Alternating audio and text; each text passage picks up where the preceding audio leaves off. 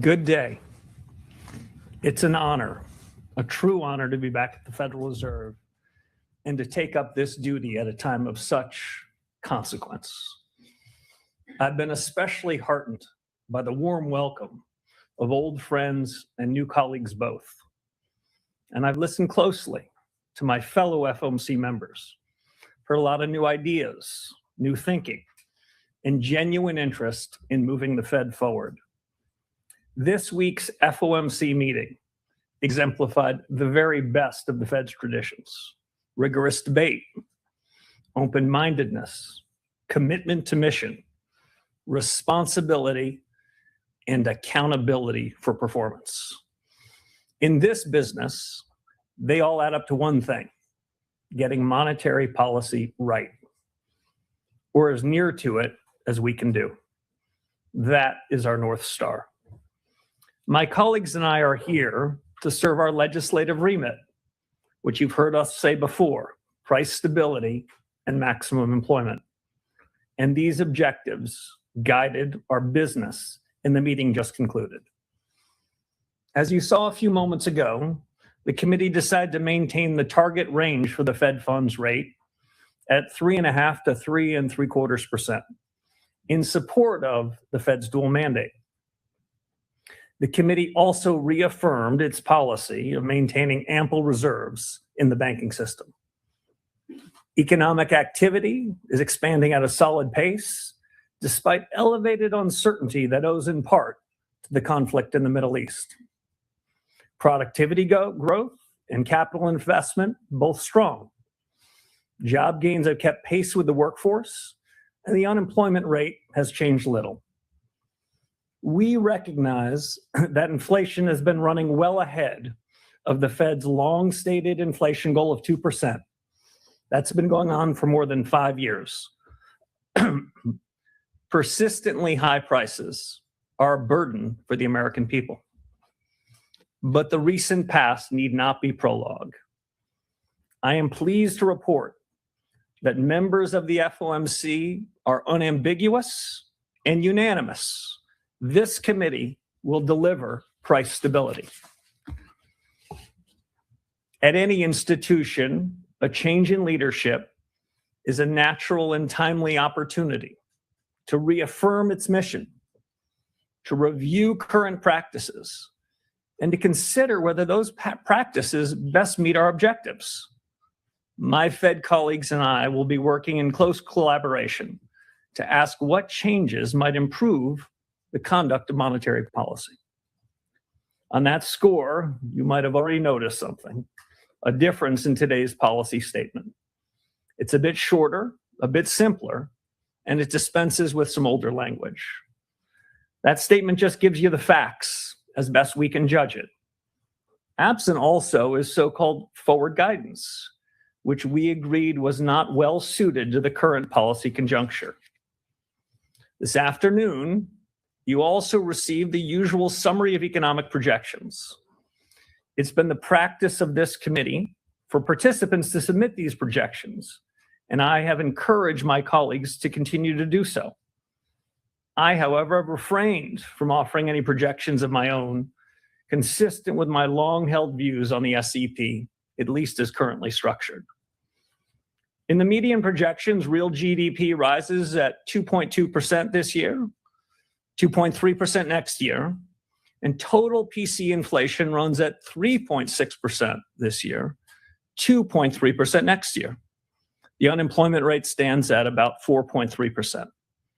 The median participant judges that the appropriate federal funds rate to be at 3.8% at the end of this year and 3.6% at the end of next. Let me turn now to a few words on a key initiative that we're announcing today.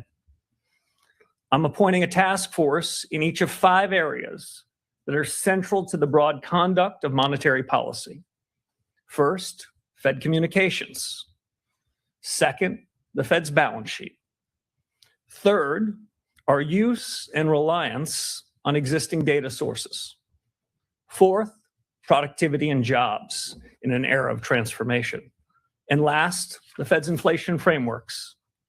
These subjects are timely, consequential, and in my view, worthy of a fresh look. My colleagues and I discussed them with energy and purpose over the last couple of days. For each of these independent task forces, I'm enlisting some of the very best minds, both inside and outside the economics profession. They will be supported by subject matter specialists from our superb Fed staff. And they'll have a straightforward charge. Start with first principles. Ask hard questions. Examine current practice.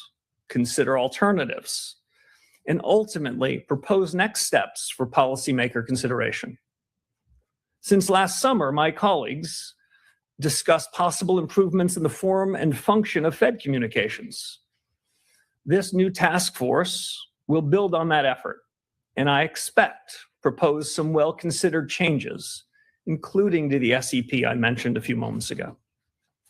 The second task force, the one on balance sheet policy, will review the benefits and risks of the current ample reserves regime and the composition of the Fed's balance sheet. They will assess alternative frameworks for the conduct and operation of monetary policy. The third task force, the one on data, will evaluate new information sources and consider methodological changes to improve data gathering, with the aim of giving policymakers more accurate, relevant, contemporaneous, and perhaps most important, actionable information on the state of our economy. Fourth, the task force on productivity and jobs.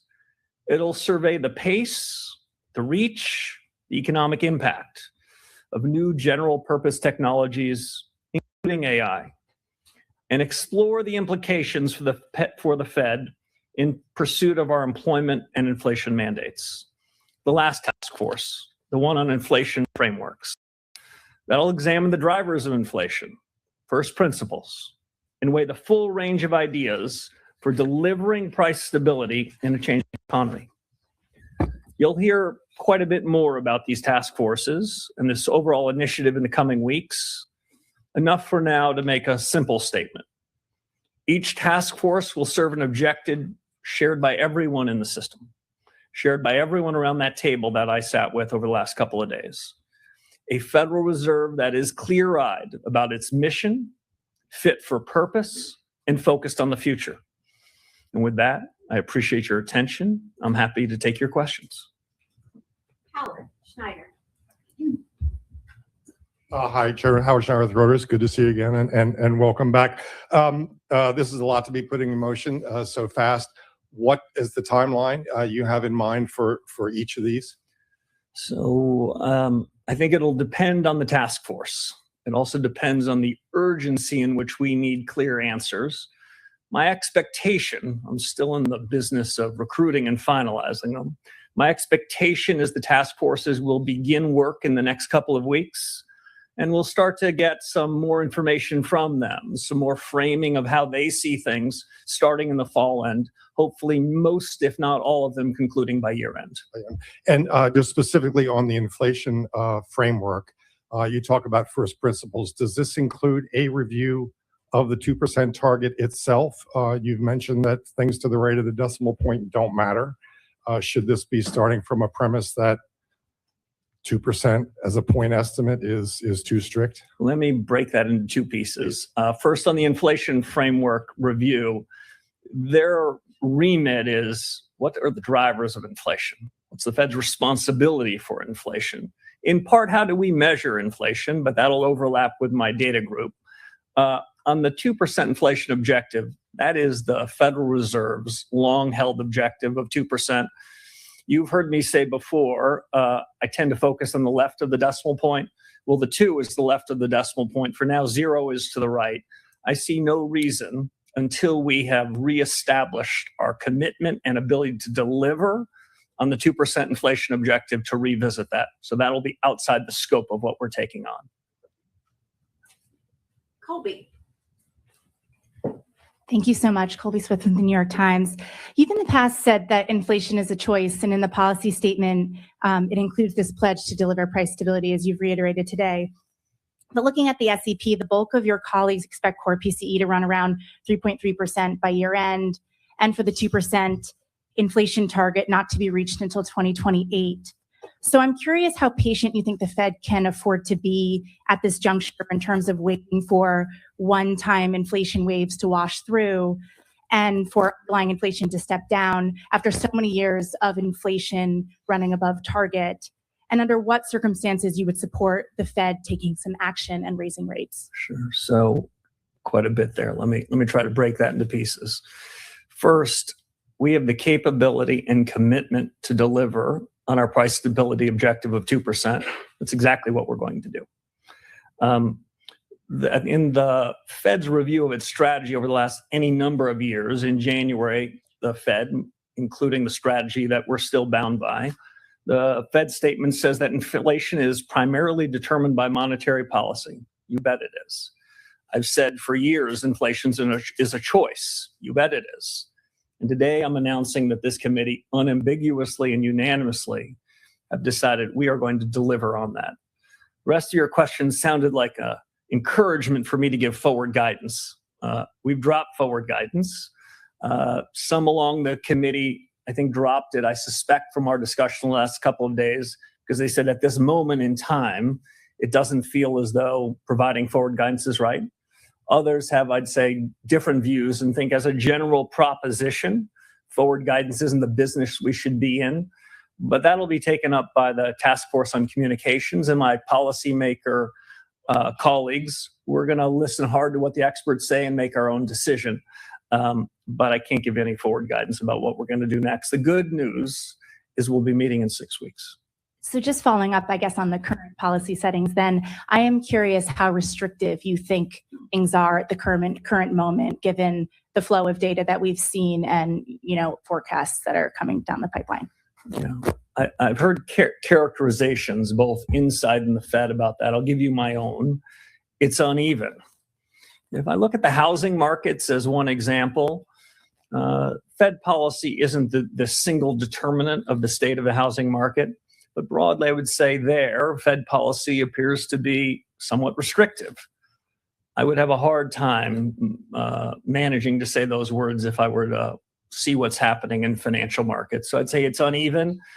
That's perhaps a function of different transmission mechanisms of monetary policy, whether monetary policy is coming from our interest rate tool or our balance sheet tool. But the good news, we have a task force on that too, and the balance sheet task force will be looking more at that subject.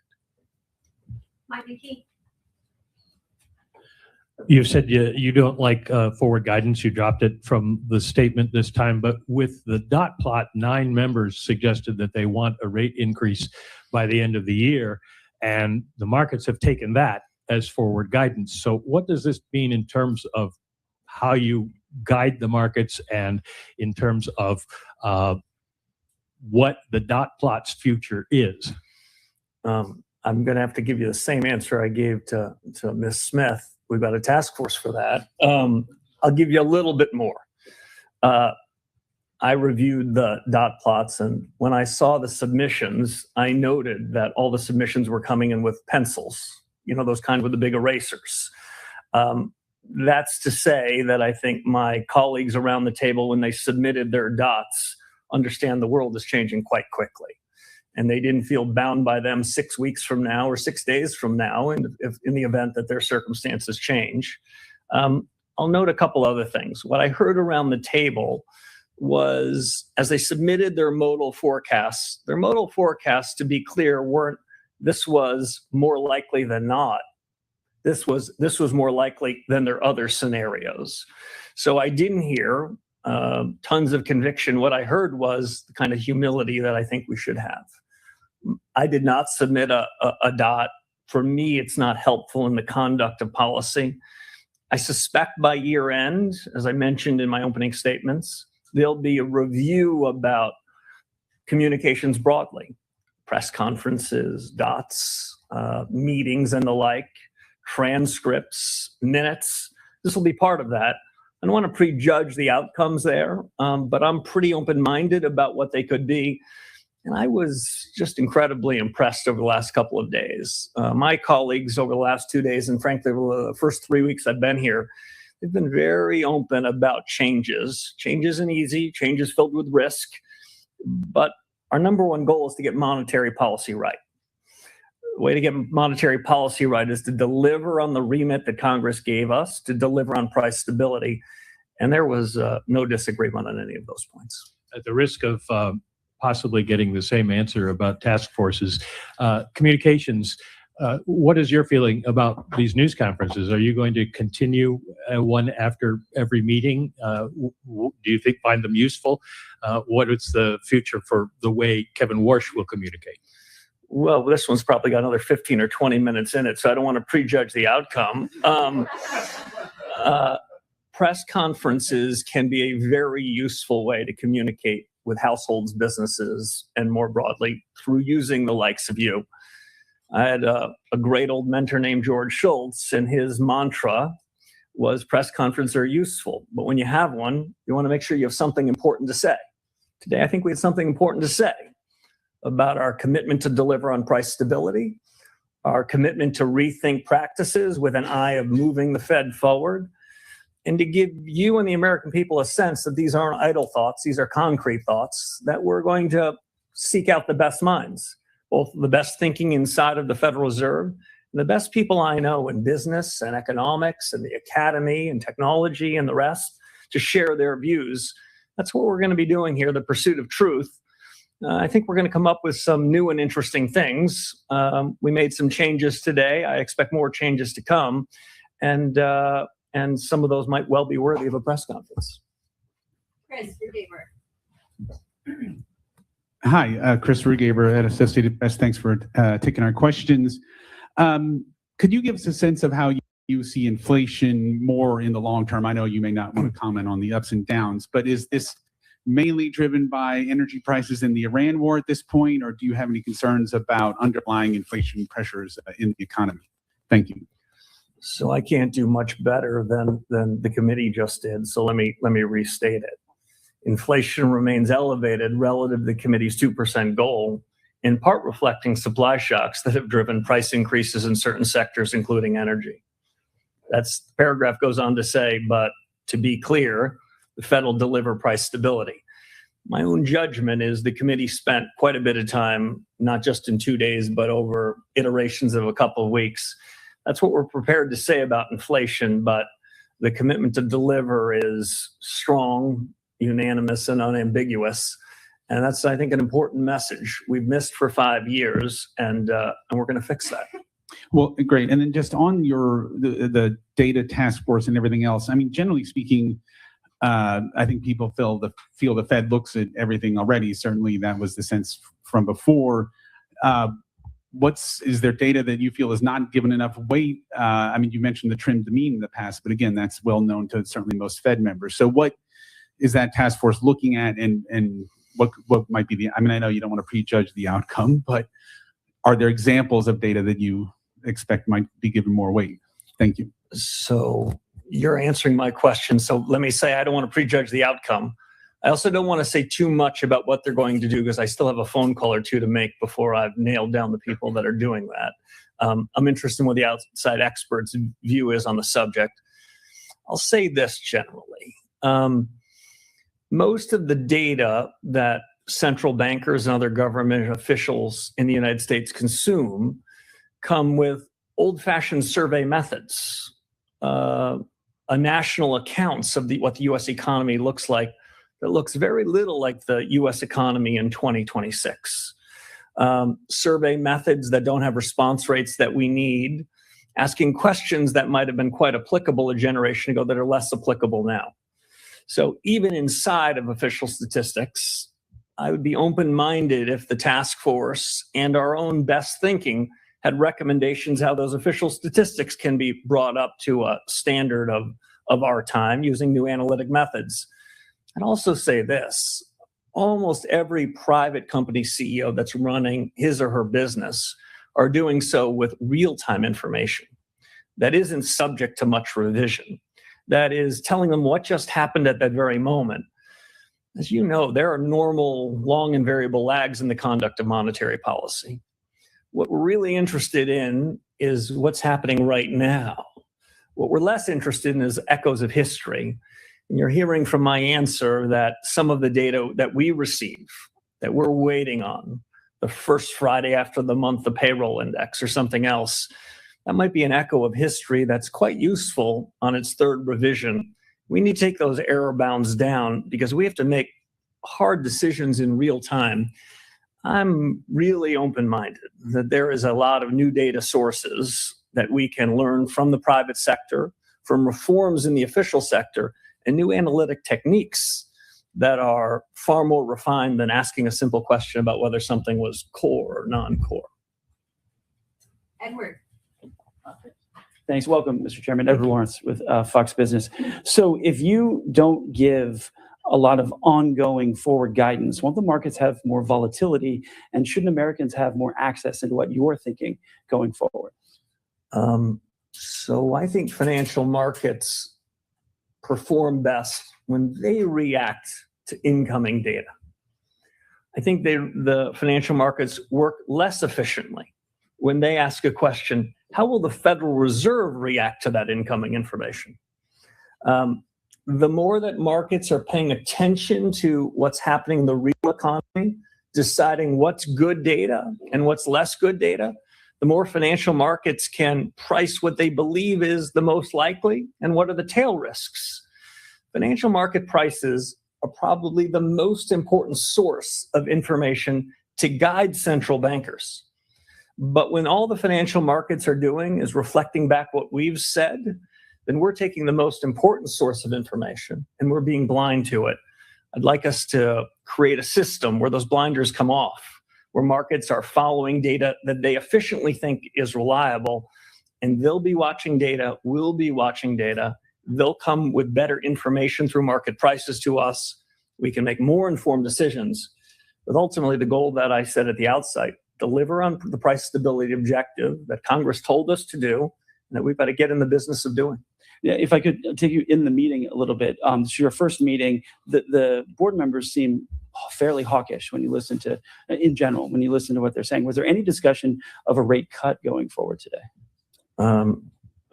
There was one proposal on the table. There was no discussion of any other proposals. The discussion on that proposal, I would say, was quite limited. The group was unanimous and unambiguous on it. It has been the practice of this central bank and others to have a range of alternatives. Today we had one. I thought it furthered discussion, deepened it, and made it clear what we needed to do and how we needed to deliver. I wouldn't prejudge what happens in the future, but there was only one big subject for us. We took it on. We had a good family fight on it for a couple of days, and we ended up, I think, in a better place. Claire. Thanks a lot, Claire Jones, Financial Times. Coming to this blind, reading this very nice short statement that I think we've all appreciated in the room, one might wonder why you didn't raise rates today, considering what you're saying here about the risks to US inflation and your mandate.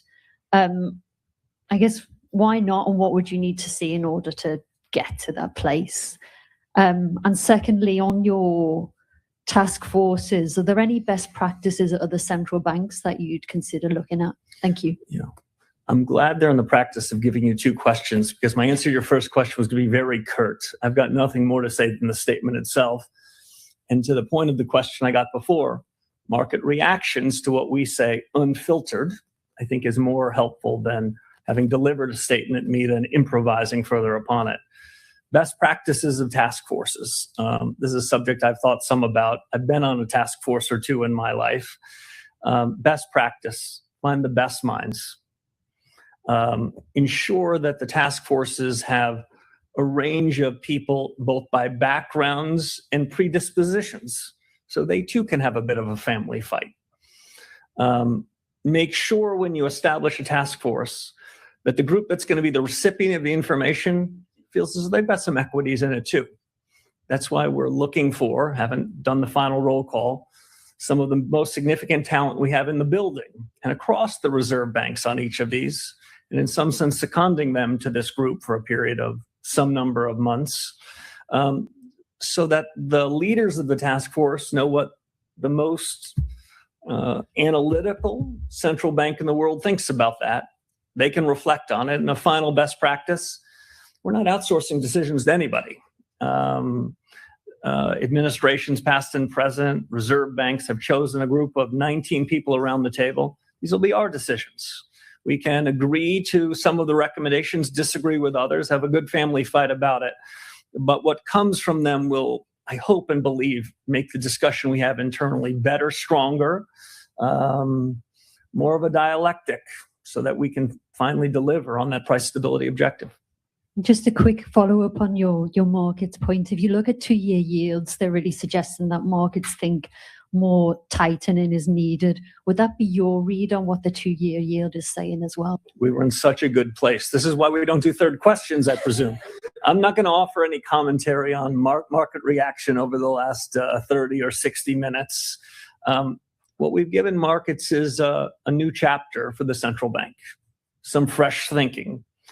What we've given markets and households and businesses, I think, is a commitment to ask ourselves hard questions such that we can deliver on the promises that we've made before. This is a lot of change for financial markets to digest. I wouldn't be particularly intrigued by how they react in the first several minutes or even first several days.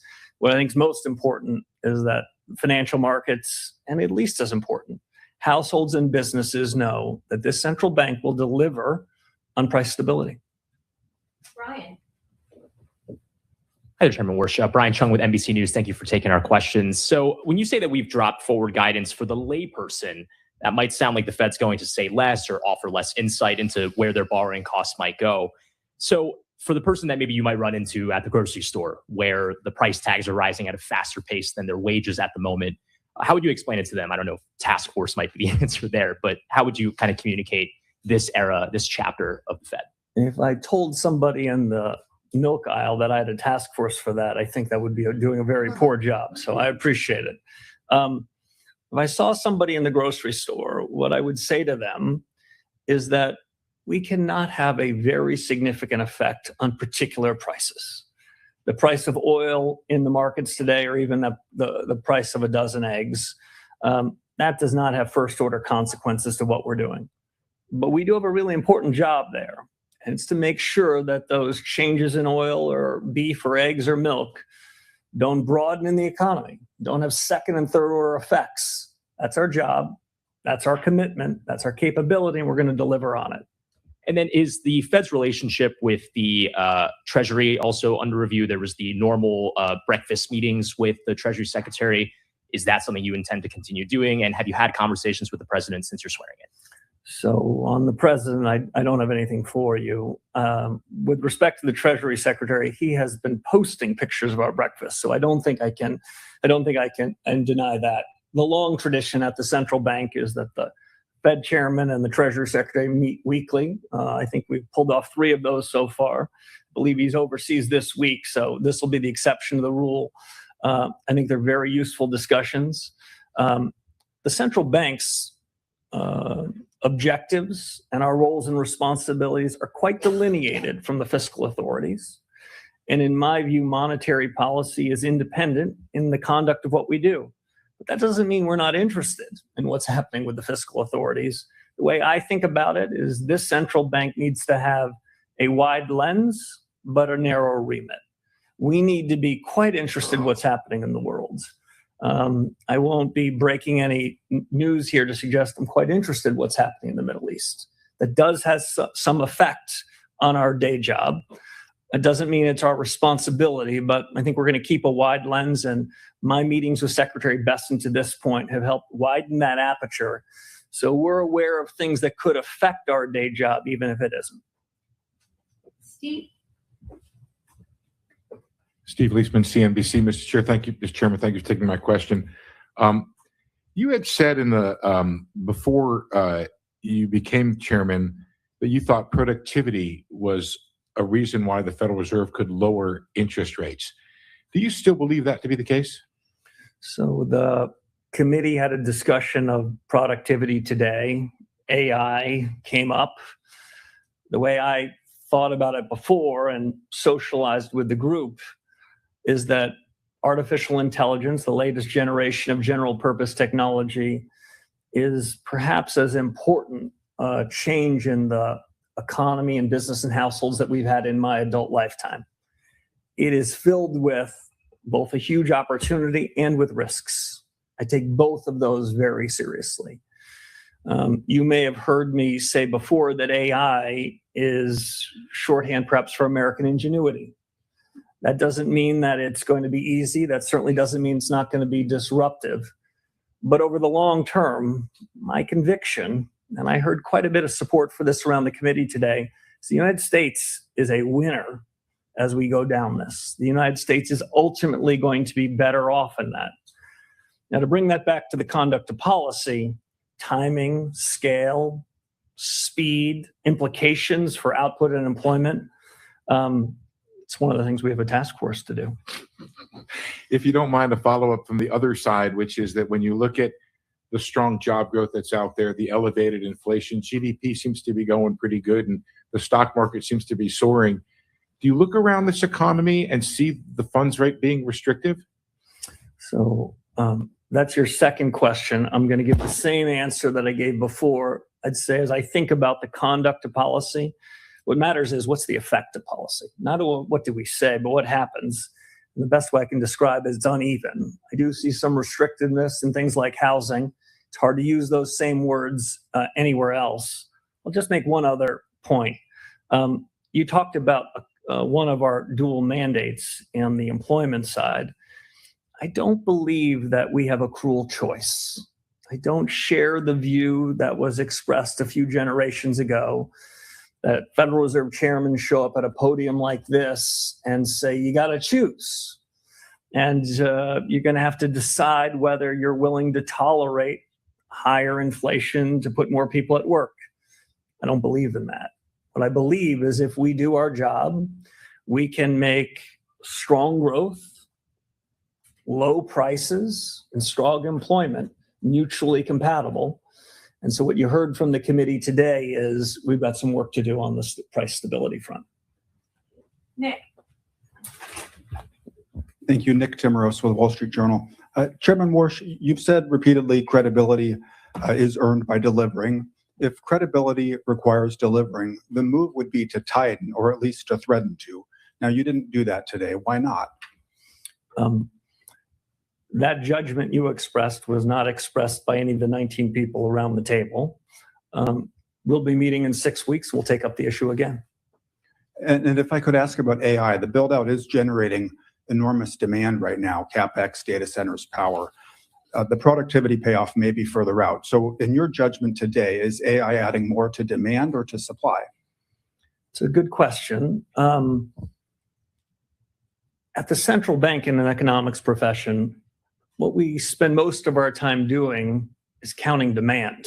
It's easier. We can see it, we can count it, we can check it, we can revise it. What we do, though, is we infer supply. You'll notice in the second paragraph of what one of your colleagues described as a very short statement, we have a sentence on the demand side and a sentence about the same length on the supply side. They're both important. Just because we can count one better than the other doesn't mean we're going to favor one more than the other.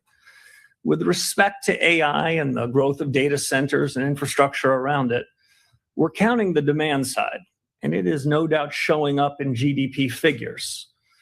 We can be less certain when we infer the timing and extent of the growth in the supply side. It may well be an intuition the supply side is going to expand, but it'll take longer. I just describe it this way. There's a race between supply and demand. Milton Friedman says that the only thing we know about economics is that there's a supply line and a demand line they ultimately cross. When they cross and what are the implications for policy? The good news for you is we have a task force for that. Andrew. Thanks, Mr. Chairman. It sounded like on the task force on data that you were looking at overhauling or completely overhauling the system of national accounts, the way the government minds the economy. Is that your ambition? In a word, no. in a few words, much of this data gathering happens in other government agencies to which we owe a tremendous amount of respect, tremendous amount of deference. But if in the course of this, we come up with recommendations, which Fed staff have already begun to develop about things that they could be doing to help inform us as policymakers, we're not going to hesitate. Again, I don't want to try to delineate the four corners of the research of the task force on data, but I do think there will be a review of official statistics, and at least as important, a view of bringing the best practices from the private sector and new analytical tools made possible by AI, so we can forge these into a fabric that gives us better real-time information. So as I mentioned before, when we're making decisions that we'd say are real contemporaneous data, not data that we call contemporaneous, that's really an echo of history. Okay. Thanks. The other question I wanted to ask is related to the building renovations. Are you considering any changes to the renovations, the projects, just in light of the fact that they became kind of a political football in the last year? I heard something about that. I don't think I'm breaking any news, but my view, when you show up at a new institution, you should go meet with the inspector general, just as a matter of good practice. It's a practice that I hope to continue. I've had one meeting with the inspector general, and he told me what I believe the world knows, which he'll be coming out with a report on the building and the building projects at some point later this summer. And I'll be interested in reading the report. From my perspective, with a forward-looking glance, is there anything that we can be doing or should be doing from this moment until the completion of the project to do what we can to be good stewards of taxpayer money and make sure that we're delivering on the promises that we made? Some more work to do. You might not be surprised in the first few weeks. I've been somewhat preoccupied on other matters, but I promised to get to the full breadth of the Fed's tasks in the weeks ahead. Victoria. Hi, Victoria Guida with Politico. So I know that you did not submit a forecast, but you are the person who is authorized to speak on behalf of the FOMC. So I'm wondering if you could tell us in the SCP, the increase in the expectations for inflation, is that all because of the Iran war? What was the discussion around what would the expectations for inflation being higher and also potentially growth being slower? So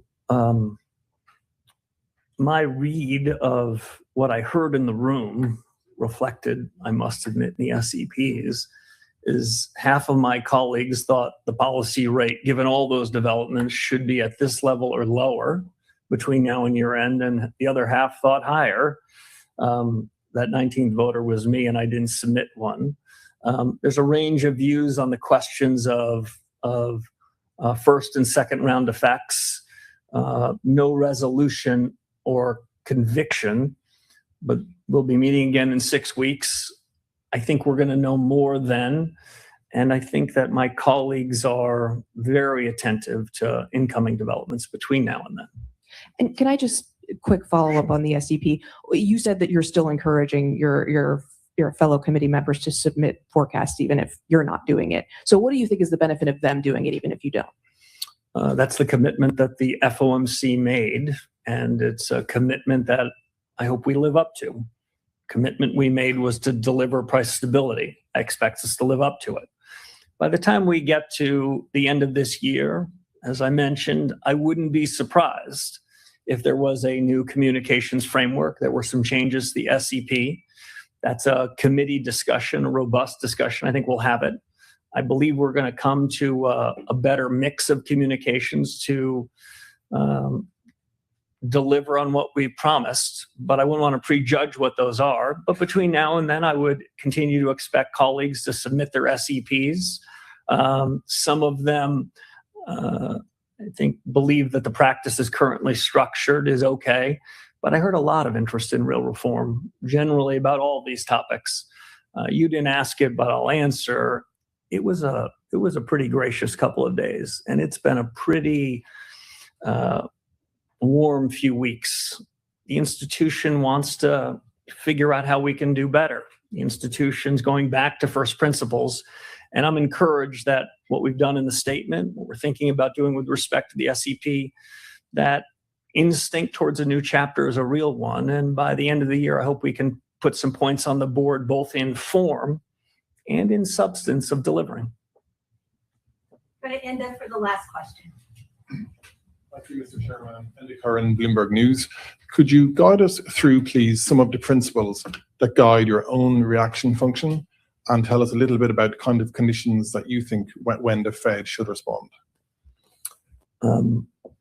It's going to be a very unsatisfactory answer to the final question. The Federal Reserve has a lot of responsibilities, not just in monetary policy, but in supervision and regulation, consumer affairs, and payments. My own view is our credibility comes from delivering on what we're saying we're going to do across everything we do. I've devoted more time in my first 3 weeks to monetary policy than all those things. But the more we deliver on our promises as good supervisors and good regulators, the more benefit we get, the more credibility enhancement we have in monetary policy. When we deliver on our price stability objectives, which we will, the American people will feel as though the hardships that they've been living through, in part because of inflation the last 5 years, are in the rear view mirror. And that credibility will have dividends across what we do. And the institution will come to press conferences like this, always with an impetus to reform, always with an impetus to do better. But we're going to put some points on the board. And Mr. Chairman, that's strong labor data in recent months. How would you sum up the labor market right now? Do you see it as stable and as potentially a source of inflation? Thank you. Yeah. So the committee. If I were to try to capture how the committee thought about it, the committee thought that the labor markets were stable. There were some people around the committee who thought that it was trending better than that. Trends matter more than data points. What's happening over 3 or 6 months matters more than any one data point, any one data release. And I'd say the jobs data has been moving in a good direction. If I heard one other thing around that subject over the course of the last couple of days, what I heard was that strong productivity-led growth is not something that we fear, but something we embrace. Thank you all very much.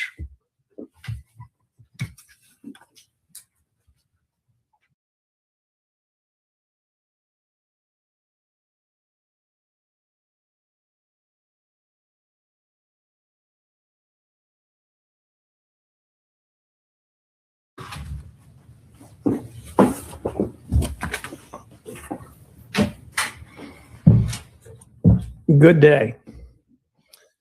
My second FOMC committee meeting as chairman has come quickly. It's probably too early to call it a streak, but our discussions again were collegial and constructive. I'm truly lucky to work with colleagues so capable and mission focused, and so determined, like I am, to sharpen the performance of the Federal Reserve. Today, as you know, our committee decided to vote by a 9-3 vote to maintain the target range for the federal funds rate at 3.5% to 3.75%. The committee is continuing its policy of making ample reserves in the banking system. The economy is showing impressive resilience. Even with recent shocks, the trends are positive and reveal solid growth. Job gains have kept pace with the workforce, and the unemployment rate has changed little. Inflation remains elevated relative to the committee's 2% goal. The committee remains resolute. You've heard this before, but we will deliver price stability. As before, the policy statement conveys just the facts. It's steering clear of forecasting, a choice we consider especially prudent at these uncertain times. Uncertainty, however, does not mean a lack of clarity. For some households, businesses, and market professionals, 5 years of high inflation have left a mistaken impression that's hard to shake, that the Fed's implicit inflation target was somehow above 2%. Let me reiterate, there is no soft inflation target. There is no soft implicit target, not on this committee's watch. There's only a target, and it's 2%. Not one of my FOMC colleagues is under any illusion. We have begun a new chapter, and we understand that the 5+ years of inflation above target cannot be cured in 9 weeks or by a single month of modest price decreases. This Fed will not waver. Our credibility rests on performing our duties and delivering on our responsibilities. Americans are right to expect that because our nation's prosperity depends on it. To the regulars here in the press room, today's assessment might sound familiar, yet there was nothing inertial about our discussions, our policy, or our strategy. 2 economic developments are worth highlighting.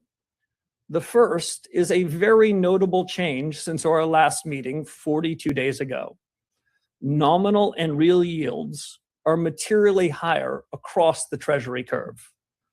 In fact, some of the increases in market interest rates between FOMC meetings are among the most significant in the last 2 decades, ranking around the top decile or so.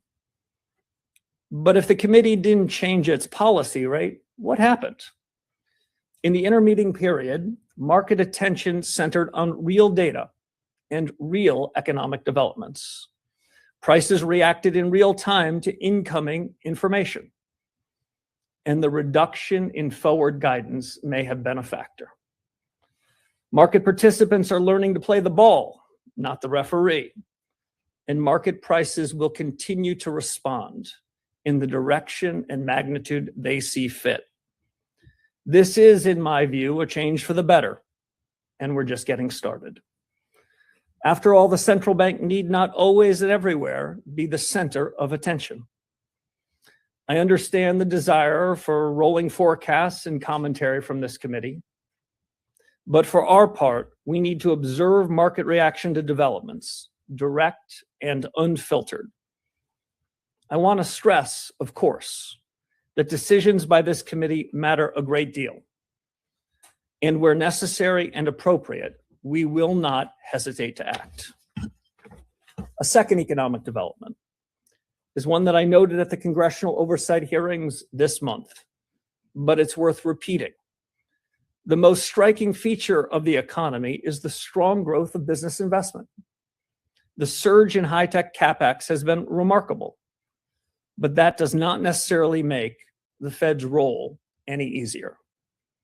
In the AI-related category of high-tech equipment and software, the most recent data shows 4-quarter growth rates of nearly 20%.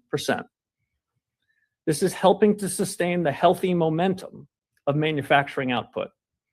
More generally, CapEx is preparing the ground for future growth.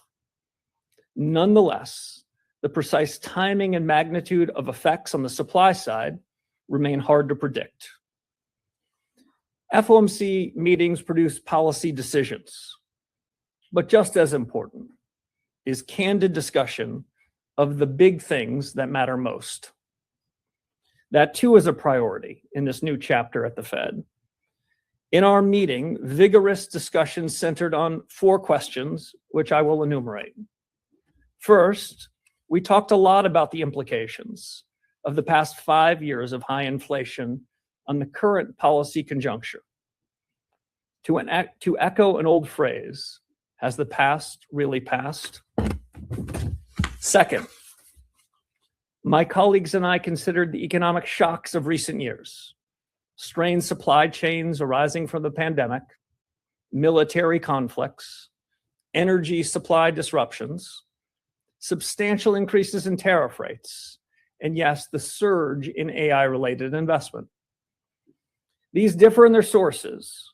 Do they also differ in their effects on output and employment? Third, we took up the related question of price increases arising from shocks. The business CapEx boom, for example, is driving up prices of memory and logic chips and associated AI infrastructure. Do these changes indicate a broader inflationary dynamic, or do we just focus on them because they are under the bright streetlight? Finally, We discuss monetary policy tools and strategies for achieving stable prices. If, as the Fed has long held, interest rate policy should be its primary monetary policy instrument, how much accommodation are we getting from the balance sheet? In all of this, our work is advancing at the Fed. We're asking the right questions. And in this consequential time, we know how very much depends on getting the right answers. Of course, you've all arrived with questions of your own, so let's turn to them now. Let's start with Steve. Thank you for taking our questions, Mr. Chairman. You've had a couple months now, or 9 weeks, or whatever number it is, to see the markets behave in the absence of forward guidance. I'm wondering if you could tell me, what message are you getting from the markets as to where policy ought to be right now? Yeah, so I think officially it's 8 weeks and 4 days, but I'm not counting. The message from markets is the message from markets. What I've really been trying to do, Steve, as I think you appreciate, your colleagues appreciate, is getting an unfiltered message from markets, getting a direct message, letting buyers and sellers meet at prices for treasuries, for the foreign exchange value of the dollar, and then trying to judge for ourselves, what does that mean about our remit? How are we doing on inflation? How are we doing on employment? We're trying not to interfere with that market signal. That's part of the reason why we've been somewhat spare in our words, why we pulled back from forward guidance. So they're reacting to events, I would say, much more directly over the 42 days since we last met. This is a good thing. As I mentioned in the prepared remarks, we've seen a material tightening, not just in nominal rates, but in real rates too. And we're observing it. We're trying to stay out of that because, many of you might be interested in our reaction function. We're interested in the reaction of financial markets. I get that, Mr. Chairman. And I guess the follow-up question is, if the markets are talking to you, what do you hear them saying? And if it's real rates are higher, it would suggest that that's where the funds rate ought to go. Yeah, so I'm sorry, it's your question. So interpreting markets is an imperfect business.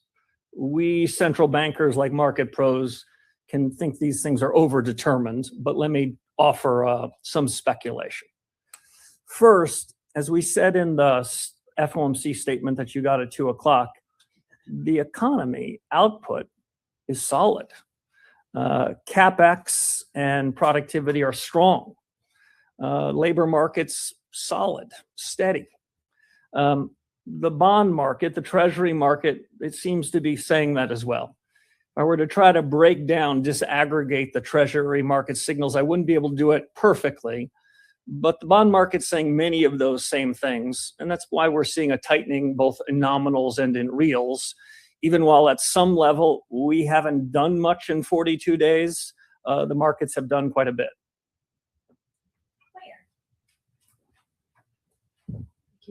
Claire Jones, Financial Times.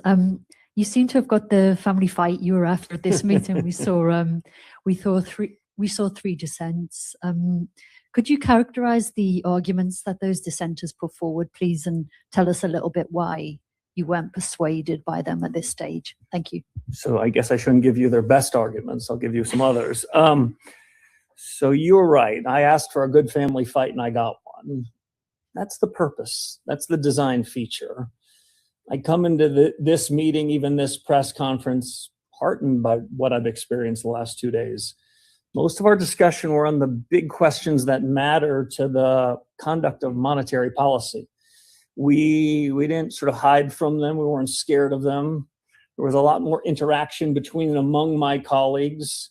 It was a real family fight. My view, which you've long heard, is that's the better way to get policy right. That's our North Star. So there was a lot of agreement that I heard that we have the powers, the tools, also the authority to deliver stable prices. No walking back from our responsibilities. There was a large majority support for the decision that we made in the room. But I also want to leave you, Claire, with one other impression. There was nothing inertial about that discussion. It was an active, robust discussion about what's in the full range of what we can do and might want to do in the period ahead. You characterized accurately, there was a disagreement about a decision today. I would say that doesn't sort of capture the full essence of the discussion. The path to central bank heaven requires delivering on our remit. These days, that means delivering on price stability. I wouldn't measure that path in 42 days or any one particular meeting. And I came out of that meeting even more confident that this is the right team to win the battle against high inflation. How much do you think not going in July was down to the cool CPI print for June? So in 2 words, not much, not much. I'd like to believe that the committee shares my views, which is the historic problem with data dependence is the data and the dependence. We are not relying on any one individual piece of data as cover or as an excuse or as validation. What I care about and what I think the committee cares about is trends on the data. Sure, we got some encouraging inflation data. I think at the meeting 42 days ago, I said something like 63 months of inflation above target. I didn't say 64, though the final calculation might be a close one. So we'll be watching inflation data over the period ahead. But I also don't want you to leave the misimpression that we're sort of breathlessly waiting that. I've called for a task force to revisit both the private and public data we use to make our decision making. That task force is out doing their work. I'll be checking back in with them the next couple of weeks, but I wouldn't say we overly relied on any one piece of data, including that data, which surprised some a couple of weeks ago. Neil. Hi, Chairman Warsh. Thanks. Neil Irwin with Axios. Thank you for taking our questions. So the Fed funds rate is now about 75 basis points below the 2-year yield. It suggests markets think you'll have to tighten eventually, about 100 basis points below most Taylor rule estimates. You're hitting your employment mandate, inflation stays high. Why should rates not be higher today? There's a lot in there, Neil. So rates are higher today than they were 42 days ago. Markets have made decisions because we step back in part from trying to influence those. Market judgments have moved up on what nominal rates are across the Treasury curve. That doesn't mean we take them as by dictation, but we're observing them. So I think it's a mischaracterization to say that markets haven't reacted because we didn't move today. Markets are reacting in real time. In the period ahead, we've got important decisions to make about the policy rate. Markets in the intervening period, I think, have quite a bit of decisions to make. I'll see if I can put it this way. Monetary policy matters not just by what we say or even what we do. Monetary policy matters by how it affects the real economy. And these prices that we see in financial markets is one of the many ways in which it affects the real economy.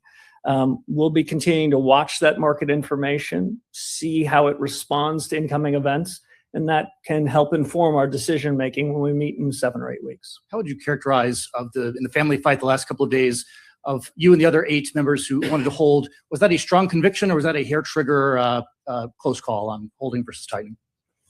Well, I think the vote was 9-3.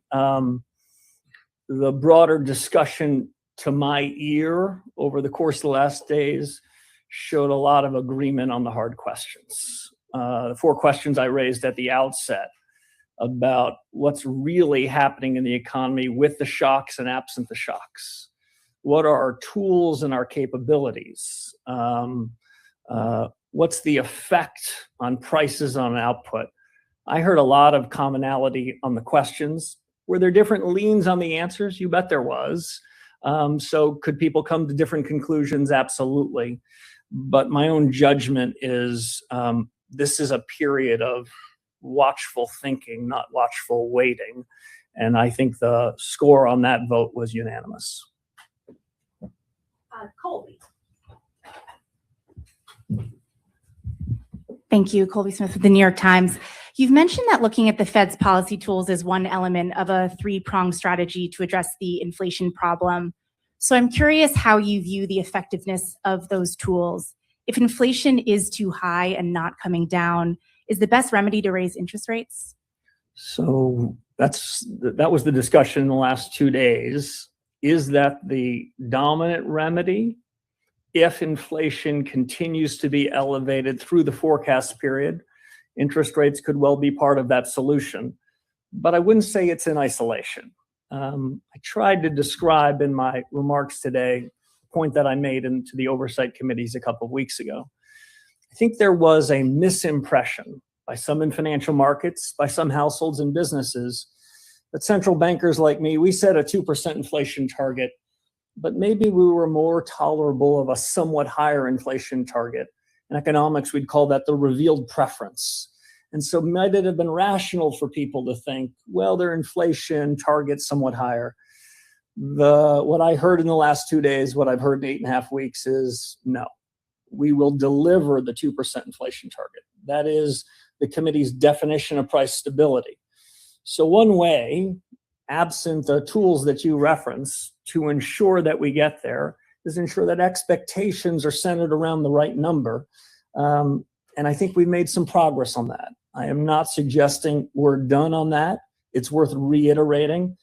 And ultimately, the business we're in, Colby, is performance. We are going to be judged by how we perform. And that's what we intend to do. The inflation target, making clear expectations is one part of it. Making sure we demonstrate we're responsible for it, we're not blaming as another. And our policy tools, like you referenced, is the third and equally consequential part. How are you factoring the fact that a large portion of the inflation overshoot is being caused by supply shocks, as it's mentioned again in the statement? Does that blunt the effectiveness of rate hikes in your view?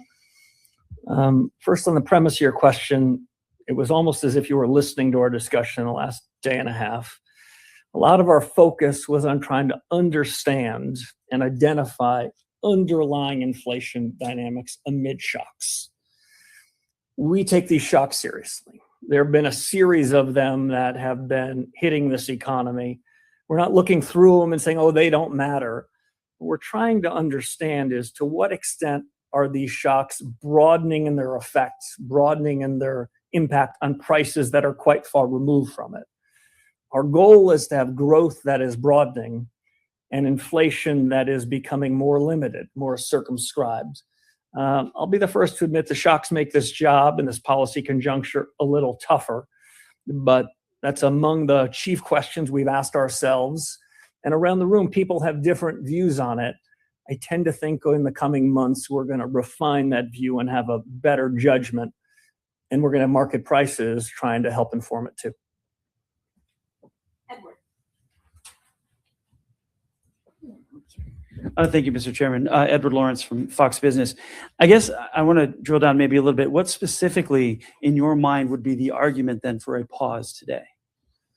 So I wouldn't characterize what we did as anything like a pause. I would characterize what we did as a rigorous review of the economic situation. I would characterize what we did as a review of the big hard questions. And I'd characterize it as a view of what our own homework is to try to resolve those questions in the period ahead. If you were to try to force a description that this was a pause, I would say financial market prices would take the other side of that. Financial market prices in this intermeeting period, they didn't pause, they reacted to the inflation data in one direction, strong economic growth in the other direction, and nominal and real rates went up.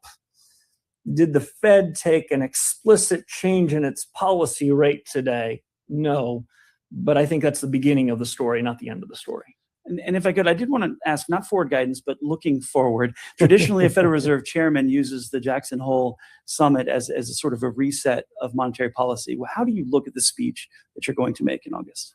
I look at it like a blank piece of paper right now. I have not begun consideration with the incredible team here what would go into that document. I think you characterized it correctly. Historically, at least from my first tour of duty at the Fed to more recent periods, it would be sort of a setting up speech more often than not of what was going to be happening in the fall. I haven't made any judgments on that, but those are judgments we'll have to come to. If I could, in the high mountain air in Jackson, Wyoming, I'd like to also frame the big questions. There is a tendency, especially with the proliferation of meetings and press conferences, to get caught up in the myopic. Did you do this by a quarter or do that? Ultimately, whether we deliver on price stability matters some, the decisions we make in 6 or 7 or 8 week periods. They matter more. What are the big questions? What's really happening with productivity? What's really happening with demographics? What's really happening to the global economy amid the shocks?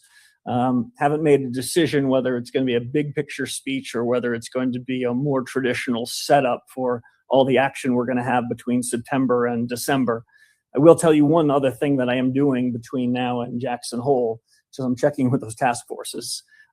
My first principle of establishing a task force is find the best subject matter experts anywhere in the world and put them together, especially put them together with other people who might disagree with them. In the next couple of weeks, I'm going to be doing a check back in. I've given them time to sort of think hard about their agenda, their debate, their schedule, and when they might be ready for prime time.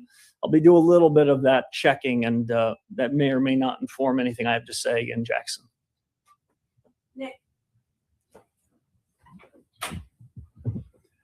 Nick Timmeros of the Wall Street Journal. Chairman Warsh, I want to follow up on Colby's question about policy transmission. You've said there's no cruel choice between stable prices and full employment.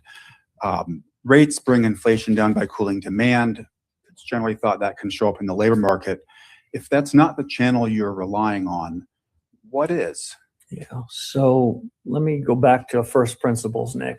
I don't believe that either part of our mandate is generally at war with the other part. I do not believe that price stability and full employment is an either-or proposition. There have been policymakers over the last several generations who have thought that there is a strict trade-off there. That isn't my judgment. In fact, my judgment is if and when we deliver on our remit, we're going to be satisfying both prongs. We're going to have price stability and full employment. And in fact, if you want to do the most harm to the labor markets, you would run a period of high inflation that's variable such that employers, businesses, wouldn't really know what's going on. So I think the two parts of our mandate are equally important. We have no legislative orphans here. I've been talking mostly about price stability because we're doing pretty well collectively as a country, as policymakers on the full employment side. But we're doing considerably less well on prices. That's why we describe them as elevated, and that's what's taken most of our discussion. In terms of transmission mechanisms of monetary policy, I think different tools work through different transmission mechanisms. The interest rates work through lending channels and credit channels, maybe confidence channels and foreign exchange. The balance sheet probably works through some other channels like signaling and portfolio balance. We're keeping full abreast of all these tools in making policy. But if the suggestion is somehow we're going to be fine-tuning aggregate demand so it catches supply, that's not my mental model. I don't think we're great in the fine-tuning business. We're trying to get supply and demand in broad order. But really what we're doing as we sit here today at this press conference is I think we've got a reasonable sense of what aggregate demand looks like in this economy. We're inferring aggregate supply. We're making a judgment about what productivity is. And in some sense, there's a race between supply and demand. And the surge in business CAPEX in around AI, it's making that calculation a little harder to judge. But in the period ahead, we're going to be trying to judge just that. And if I could ask, where exactly was the disagreement today? Was it about the inflation forecast, or was it something more around the risks, the tactics? Yeah, so I'm going to I'll let the dissenters speak for themselves. The way I heard it over the last 2 days was overwhelming agreement on objectives and authority and commitment. I didn't hear anybody walking away from it. The judgments as to how best to achieve the price stability, that was probably the question that we were trying to answer. What's the best move? What's the best strategy? What's the best way to achieve it? And a second question that was asked is, when do we need to make those harder calls? When do we need to make those decisions?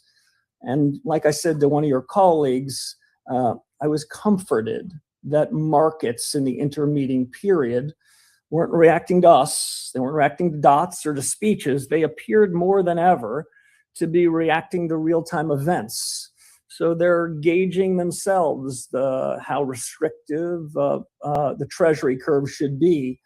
And that, I think, has been a useful development. We don't endorse any particular market move, but I'd also suggest we observe them with keen interest. Janelle. Janelle Marte with Bloomberg.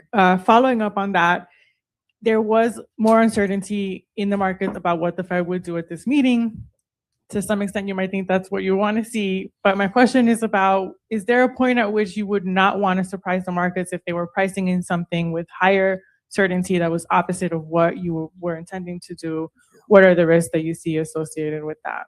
Yeah, so it's a good question. Surprise is not the objective function. Surprise is not what we're solving for. We have a clear North Star. What we're solving for is how to make the best decisions. Almost everything else should be in service to that goal. By not spoon-feeding markets, by not previewing our decisions, by not sort of giving nudges and leans, my colleagues and I have found in the intermeeting period, what we're getting is the views from a very accomplished economist. That's the internals of financial markets. Instead of just repeating or echoing what we were saying back to us, they're giving us somewhat, not perfect, their own judgment. Surprises are not the objective, but at the same time, I would say we didn't come into this meeting feeling constrained by the full range of alternatives we had in front of us. So some of your peers have continued to discuss how they think about policy decisions. And if you don't offer your reaction function or your way of thinking about it, how concerned are you that you're ceding control of the narrative? So not very concerned. That's a short answer to the question. When some people that follow the Fed say, well, we don't want your forecast. We don't want your dot. We just want your reaction function. Part of me hears what we really want is your forecast. What we really want is your dot. In terms of reaction function, let me sort of disabuse people of a question that may or may not be real and be out there. Any central banker, especially a central banker where the labor markets are more or less at equilibrium. Any central banker, when he or she sees underlying inflation moving higher, he or she is more inclined to tighten policy. Again, when you've achieved the other side of your mandate and you see underlying inflation falling, he's more inclined to loosen policy. That's my reaction function, and I don't suspect it will cause people to not continue to pry for more, because the truth is, for a very long time in a lot of countries, coming out of the 2008 crisis, we're in crisis mode. We were purposefully providing a lot of information, trying to provide a lot of assurance, trying to tell people exactly what we're going to do, offering forward guidance with clarity as if we're tying our own hands behind our back. Well, in crisis mode, that strikes me as a very prudent policy. But in more benign conditions, it strikes me as worth revisiting. But markets and market participants and reporters have learned to devour all that information. So I take seriously that the pullback of forward guidance requires some transition. Reform isn't easy, but our general judgment is going to help us make better decisions, and in so doing, satisfy our remit. Paul Weissman. It's coming. There's a mic coming. Thank you. When you talk about the 2% inflation target, what measure are you relying on? Yeah, so I'll give two answers. First, let me give the proper standard answer. The Federal Reserve every January outlines a statement of purposes and strategy. And in that strategy document, which I believe was dated January of this year, it describes a measure of PCE inflation as the objective function there. I have enough of my own, so that's our number. We're sticking with it. Who knows, come after next January, what we might say about strategy. I suspect the task forces might have something to add. But I'll say this, some version of the Lucas critique, some version of Goodhart's law in economics should remind us that when we talk about measures of inflation or something else, and we describe those measures as being consistent with our objectives, we might make them such that they're not very good measures or very good objectives. Broadly, if you said to me standing in front of you, I abide fully by the strategy document, we're going to deliver 2% inflation and not a whisper more. But to achieve that, I'm looking at a broader set of inflation data than PCE. So without sort of fully revealing my cards, I'm trying to understand, like my colleagues, what's the underlying generalized change in prices that are happening in the economy. It is not a perfect science. I might have said 42 days ago, I've got a task force for that. But we have a data project that's trying to look and see whether we can't separate the noise from the signal. And so if you would hear a message from me, yes, I care about what the PCE prints are. I care about what the contributions are from CPI and everything else.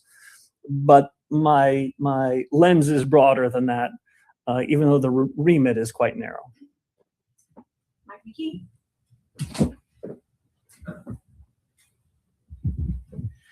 Michael McKee from Bloomberg Radio and Television. I'm struggling a little bit with some of what you've said today, and maybe you can help clarify this. You've said over and over again that your job is to bring down prices, to get prices stable, to hit your target, and that you will hit your target. The market says you're not there yet because they've raised rates, but all you've talked about today is talking about it. And it's not like members of the committee weren't there before you talking about it. So I guess what the American people might be asking is, what are you waiting for? Yeah. So believe it or not, this press conference is not all I've done today. We have spent an inordinate amount of time in the last 2 days, 2 weeks, looking at our monetary policy strategy, evaluating our tools, thinking hard about the sources of data that we have at our disposal and we wish we had. We've also thought hard about the period ahead. What among these questions will be answered with more clarity, certainly not certainty. So the decision we made today, the discussion we had in that room, was the farthest thing from inertia I can imagine. As a point estimate at this very moment, in a choice between two alternatives, you heard the results of it. But I would tell you that this discussion was far more robust, and our thinking about how best to achieve that target is advanced. And over the coming months, I expect it to be advanced much more significantly. If you were to if I were to steal a follow-up question, I won't let you, you won't be giving it up. If I were to steal a follow-up question, well, what's the world think about what you've done? I would again reiterate, what we do isn't just about what we say. It's not just about what we do. We're in the performance business. And so if I look at the Treasury curve, if I look at the dollar, if I look at a lot of things that are internals inside of financial markets, I think what they're broadly saying is that this committee does own it, has the credibility to deliver it, and they believe, like I do, that we will.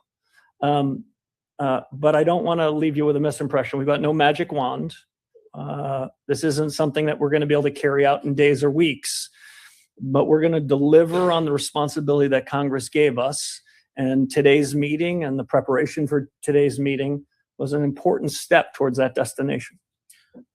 I'd like to follow up on the task forces as well and ask, what vetting did you do of the people that you appointed to the task forces? In particular, given Mark Andreessen's substantial political spending, $25 million in just the past year to back candidates who oppose stricter AI regulation, how can the public be confident that a committee he co-chairs will provide an independent assessment of AI's economic effects rather than one aligned with the interests of the AI industry? Yeah, so I selected 15 incredible subject matter experts to tackle 5 of the most important questions that if we get the answers right, we're going to do a far better job in delivering. And if we get the answers wrong, we have a problem. The comfort that I can give you and your listeners is we're the decision makers. The chairman of the board of the Federal Reserve and the members of the board and the FOMC, we will be the consumers of the outputs from 5 different committees. The judgments we're making will be informed by, but not at all determined by, these outside groups. My theory of the case in establishing the task forces were to pick people with extraordinary talent, depth of expertise, and a divergence of views inside every committee, so they too can have a family fight. This is not outsourcing to people that aren't known and haven't been vetted. This is seeing whether new ideas can catalyze a broader, better, more informed discussion inside the room. And I'm very confident that we're going to be able to do that. I am impressed by the credentials of these 15 people. And full disclosure, I've known almost all of them for a very long time. And I think they're going to give their best views on the subject. But ultimately, these are decisions we're going to make, and we're accountable to our oversight committees and to the remit Congress gave us to deliver.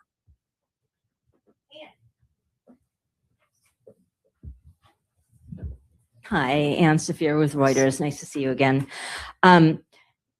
So I need a little help here too. You've said repeatedly you have no tolerance for inflation, and yet we are seeing above target inflation repeatedly for 5 years and through your term so far. And sure, you have no magic wand, but you have not taken action. You just gave us a little peek at your reaction function as well. You said that if underlying inflation is rising, that you would tend to think that you might need to tighten. And with the exception of the most recent inflation print, that is what we've been seeing.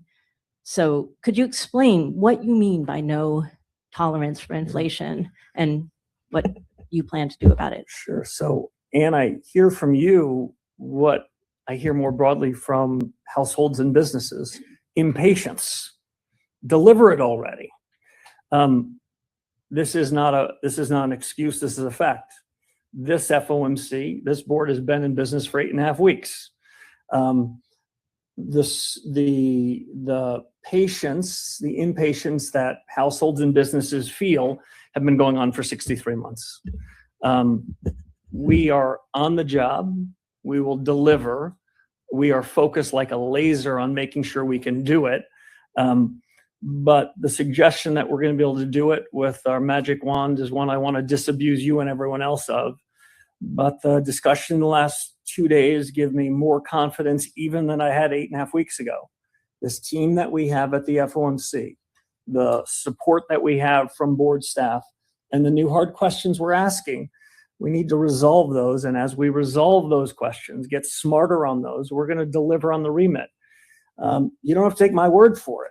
If you look broadly at market prices, they are certainly not saying all clear, but they are working in concert to keep us on our toes. And they have tightened financial conditions in this intra-meeting period. And that has given us, that has provided us some comfort that we've got the ability and capability to deliver. And is your read or your, I guess, faith in markets' ability to sort of make a judgment and then you to take signal from that judgment, is that, how does that affect you when you come up on the September meeting and markets are seeing a near 100% chance of a rate hike as they see now? How does that feed into your decision making and your thinking? So we're not going to be constrained by market prices. We're not going to be constrained or take verbatim from what the market's doing. But I think it's useful and to understand that markets can be a very good source of information, not a determinative source, not a perfect source. But if we're trying to land the plane and deliver 2% inflation, and we take a very useful source of information and we get it all fogged up by giving it our own forecasts, by providing rolling commentary, I can assure you that we're going to have less information, less ability to land the plane successfully and deliver price stability. We're just trying to make sure that that source of information is as direct and unfiltered as possible.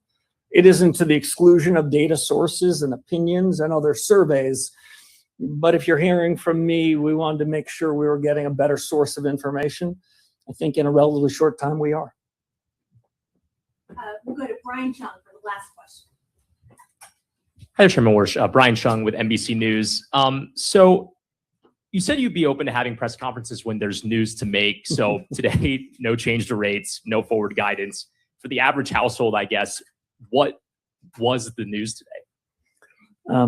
So apparently it was news that I had a press conference. Let me just see if I can offer some clarity on that. Between now and year end, my predecessors and the Federal Reserve committed to press conferences this year. I'm committing to press conferences this year. That might be news to the people in this room and of no particular interest to your viewers and your readers back at home. What I can offer as assurance is that the Fed's on the case, that this Fed chairman feels better about this board and this committee's ability to deliver than I did when I showed up here on the first day. And I showed up pretty confident. I've been heartened by the reception that I received. No doubt in some of your commentaries today, you'll talk about a divided Federal Reserve. But that's not the feeling I felt the last couple of days and the couple of days before it. What I felt was a group of professionals, all with different perspectives, different views, different judgments, but eager to roll up their sleeves and have a family fight, and eager to reform the way in which the Fed does policy, a keenness and open-mindedness and curiosity about that. So we have a far better chance to deliver on the remit that Congress gave us. And so I want to leave you with the optimism of a new central banker that we're committed as ever to deliver and to offer an assurance we will. Thank you all very much.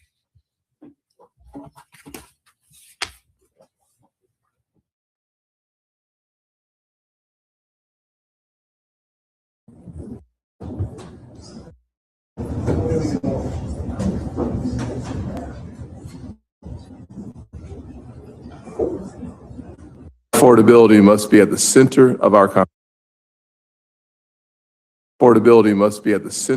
conversation. The Federal Reserve has a mandate to pursue and promote a strong labor market through maximum employment and stable prices. Those are serious responsibilities. I'm glad that you are the man for the job and you've taken it seriously.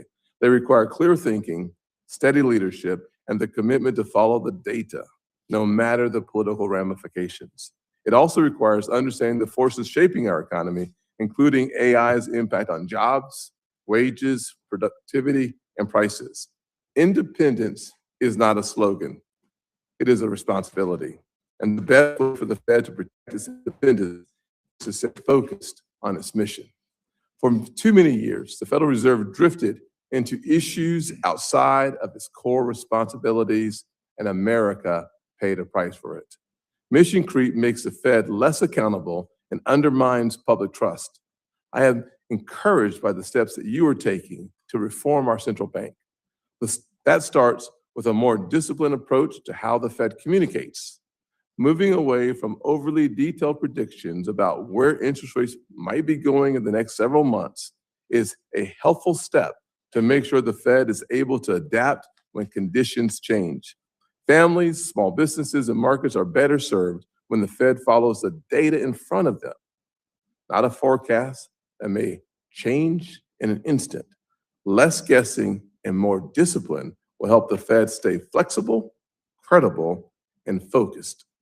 The 5 independent task forces that you set up also sends a very important signal that the Fed is willing to start from its core principles and pursue thoughtful reforms to deliver on its statutory mandate. You and I had a quick conversation before walking in here, and I wanted to note that I think that the working groups are fantastic.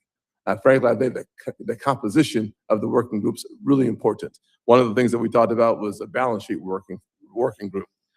I must concede that I'm a fan of Abraham Lincoln's approach of these team of rivals, and it seems like you have Jeremy Stein, you might know Jeremy, from Harvard, as well as the former governor of the India Central Bank, Mr. Rajan. They have very nicely put competing approaches and philosophies about the balance sheet. But if you're going to be intellectually honest, you need to have a serious debate about what direction to go and, frankly, how to get there. And so I'm really excited about what you're doing there, and I look forward to hearing how that works out for you, for the Federal Reserve, and more importantly, for the American people, because unwinding a balance sheet the size that we have today is going to take a deliberate effort that will have to be paced properly, not to create instability and volatility in our market. So thank you for taking that seriously.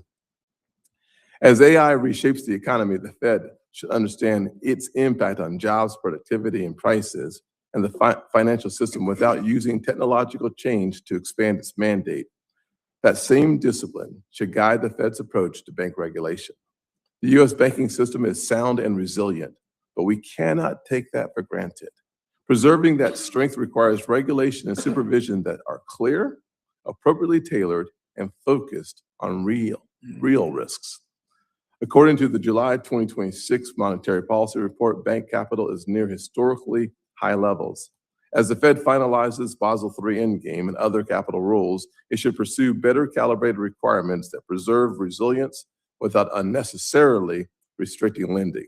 When capital is stuck on the sidelines, a family in Irmo, South Carolina may find it very difficult to get a mortgage. A small business may find it hard to get a loan. A community bank may spend more time satisfying Washington than serving its own customers. That is why this committee will continue pressing for regulations that protect the system without cutting off access to credit.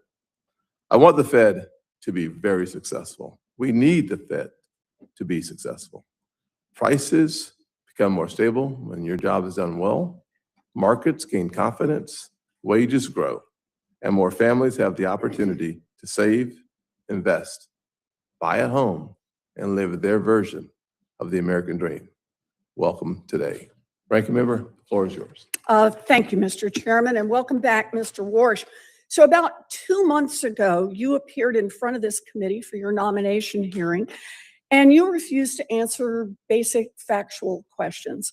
I assume because you were afraid of contradicting President Trump.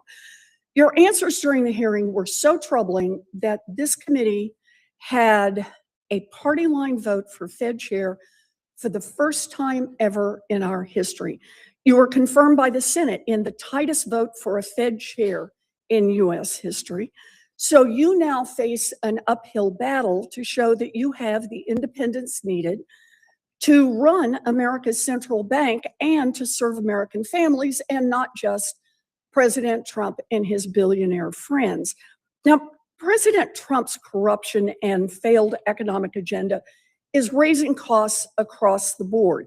Inflation has kept real wages from growing for the third consecutive month. That means in the Trump economy, families are falling behind with less to spend every day that goes by. High interest rates are making mortgages, auto loans, and credit cards more expensive. More and more people are falling behind on their bills. 95% of Americans believe that the U.S. is suffering an affordability crisis, while President Trump continues to call affordability a hoax, telling Americans their concerns about the cost of living are made up. Lower interest rates would provide some relief to families, but the Fed hasn't lowered interest rates and may be forced to raise rates even more, all because of one man, President Trump. Now, the president knows this. So instead of changing course, he wants to take over the Fed. Installing you as Fed chair was a critical part of his plan. You reportedly told the president exactly what he wanted to hear in your Oval Office interview, and Trump confirmed it afterwards, saying, quote, Warsh thinks you have to lower interest rates. Now, for your part, you were the only member of the last Fed meeting who declined to submit economic projections that are supposed to show how the Fed's decisions under your leadership are likely to affect American consumers and American workers. People might look at that and conclude that you don't want to tell the truth about inflation under Trump. Trump may have you in his pocket, but he will not stop until he controls the Fed. And he just needs one more seat to do that. And that's why he has had his Department of Justice open bogus criminal investigations into both Governor Lisa Cook and former Chair Jerome Powell. And that is why he illegally tried to fire Fed Governor Cook. His own Supreme Court recently blocked the firing, at least for now, but Trump has vowed to try again to fire Governor Cook. The fight for control is a fight over interest rates, but it is also about corruption. President Trump likes to play king, and the Fed offers many appealing opportunities for the president to enrich himself while he fleeces the American people. Start with crypto. Trump's family crypto company is World Liberty Financial, the centerpiece of the crypto enterprise that let him rake in $1.4 billion in 2025 alone. Now it is currently applying for a bank charter. After that charter is granted by Trump's own bank regulator, World Liberty could seek special privileges from the Federal Reserve to juice its own profits, like a master account that would give Trump's own company direct access to the Fed's core payment rails. And there's more. If he can control the Fed, Trump could threaten to revoke banks' access to Fed services if they refuse to do his bidding. He could hijack the Fed's extraordinary powers to bail out financial markets, making sure that he rewards his friends and punishes his enemies in a crisis.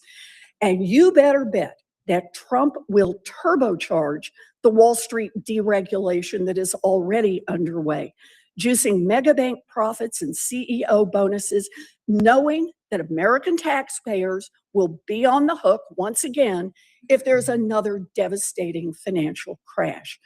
Congress and the American people will be watching closely whether you serve the public or whether you become yet another instrument of Donald Trump's corruption. Thank you, Mr. Chairman. Thank you, ma'am. Chairman Warsh, thank you for being with us. The floor is yours. 5 minutes. Thank you very much, Mr. Chairman, Ranking Member Warren, other members of the committee, good morning. It's a privilege to join you. It's my first appearance before this panel as chairman, and I'm particularly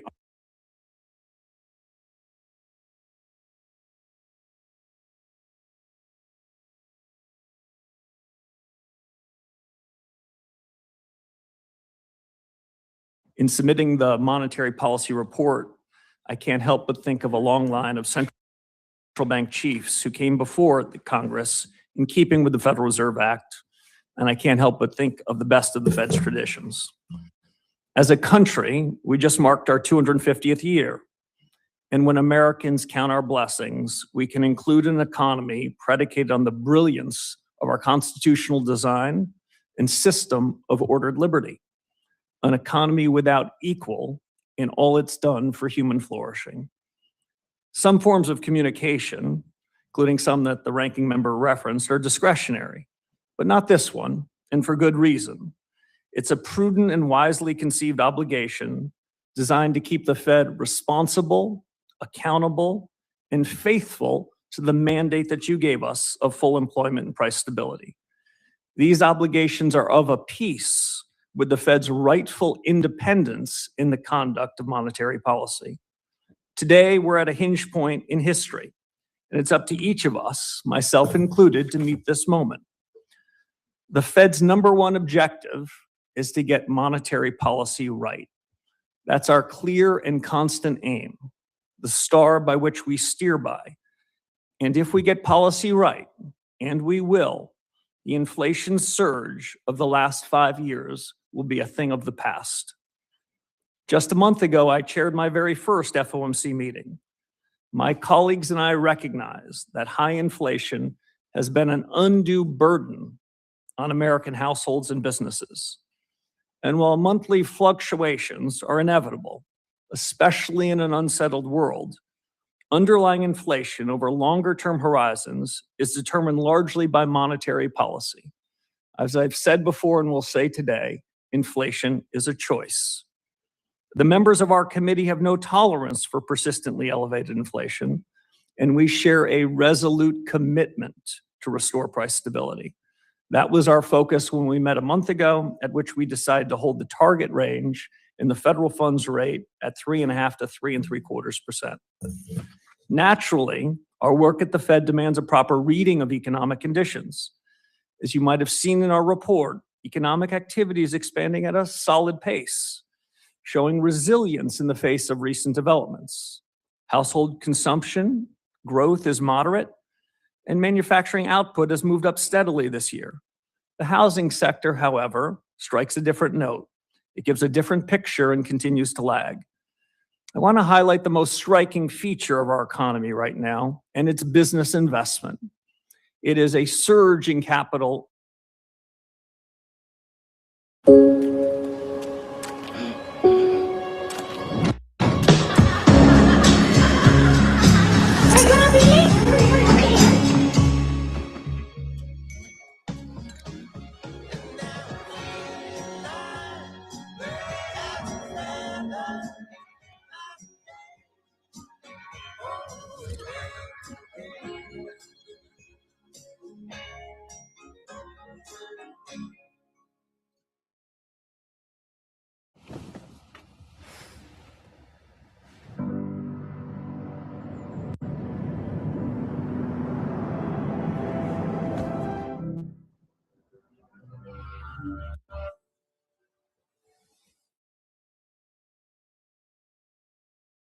Now called AI investment will soon just be called investment. Even so, new opportunities for the economy introduce new challenges for policymakers. We at the Fed are monitoring the implications for the inflation and for the labor market. That brings me to the supply side of the economy, a subject worthy of equal attention, where productivity growth has been strong. And I'll note that this productivity growth predates gains from AI adoption. America's labor force appears to be broadly stable. Job creation has kept pace with the workforce. The unemployment rate low and has changed little, quite frankly, over the last year. We're seeing relatively few layoffs and only slight variance in the rate of job vacancies. Solid growth in nominal wages, too. I've been heartened by the welcome I've received and by the encouragement of my colleagues. We have a duty to point the institution forward, to take a fresh look at current practices, to make sure we're serving our objectives, and we're going about it systematically. As the chairman referenced, I appointed a task force in each of 5 areas that are central to the conduct of monetary policy. I'll just reference them and close. First, Fed communications. Second, our balance sheet policy. Third, our use of existing data. Fourth, productivity and jobs. And finally, the Fed's inflation framework. Our purpose here is to make better decisions in the conduct of monetary policy and put these years of high inflation behind us. We are the Federal Reserve, Mr. Chairman, and as determined as ever to fulfill our mission. Thank you, and I welcome your questions. Thank you, Chairman. Each member will have 5 minutes to ask questions and get answers, and I'll start that off. And I'll start off with your working groups. I think credibility equals transparency, and the names that I've seen on your working groups, from Doug McMillion, former CEO of Walmart, to Mark Andreessen on productivity and AI. It tells me that you're serious about getting real world experience and expertise involved in making decisions at the Fed. I want to give you Payment terms are in an email, the invoice is in a spreadsheet, and the approval is on a phone call. And the money itself is just emotion. on the committee, on the working groups, really important from my perspective.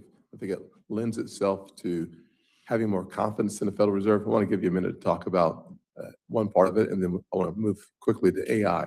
All right, let me be brief, Mr. Chairman, but you're highlighting something that's awfully important. All institutions, including the Federal Reserve, which I am so proud to lead, filled with great people, on occasion, we need to bring new ideas to the fore. And after 63 months of inflation above the Fed's target, it struck me that any new leader should arrive at this organization and look to the very best minds that we could find. There's a lot of great ones at the Fed, but there's a lot of great ones that aren't even in economics profession. And I reached out to 15 people who I have known and trusted with a diversity of views to see whether they would take the most important questions that are going to be the determinants of monetary policy and the determinants of the economy next 5 years and see if they could sharpen their pencils and do their best work. It's a move towards transparency and new ideas. I'll just give one example before turning it back to you. In the last couple of days, we've gotten data on consumer price index, today on the producer price index. Any central bank would be happy to have the data going in the right direction. My view is these are all imperfect measures of the state of underlying inflation. So one of the task force is going to see whether we can do better, have better data from external sources, and even better ideas as to how important organizations like the Bureau of Labor Statistics, the Bureau of Economic Affairs might think about how they could do a better job in an evolving economy. Thank you. We met just a few weeks ago with Dr. Phelan, who's slated to be the head of the president's economic advisors. And we talked a lot about artificial intelligence and the impact it will have on our economy, and whether or not it will destroy jobs, create jobs, and ultimately at the end of the day, his conclusion was that it'll create more jobs. Artificial intelligence has an opportunity to change how we do so many things. And much of the debate for me can be bifurcated into automation, things go away, and augmentation. People make more money because production goes up. And you've argued that perhaps there's a way for us to see a reduction in interest rates because of that increase in productivity. One of the things standing in the way of that conversation is what's happening in South Carolina, where data centers are meeting real headwinds. New York has basically banned them. We have a moratorium in parts of South Carolina because of issues like electricity bills, water use, aesthetics. So getting to the future that we're talking about, and frankly, beating China in this AI race. Two-step challenge. Turn your simulated trading into rewards. Where is he? 10 seconds before the whistle, and you think this is a good time to fill it at sea bass? Yes.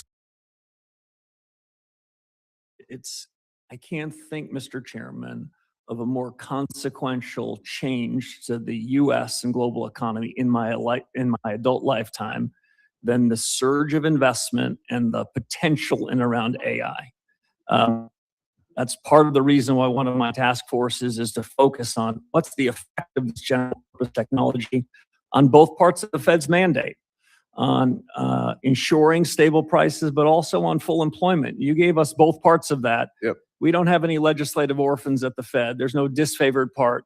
I would say it is a huge opportunity, but it's not without challenges. I'll make two other brief points.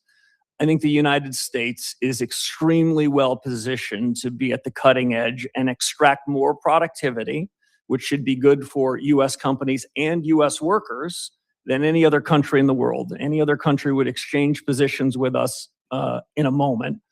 Second thing is, I do want to make it clear that in the near term, I think this investment is probably quite good for jobs as we're building out the infrastructure.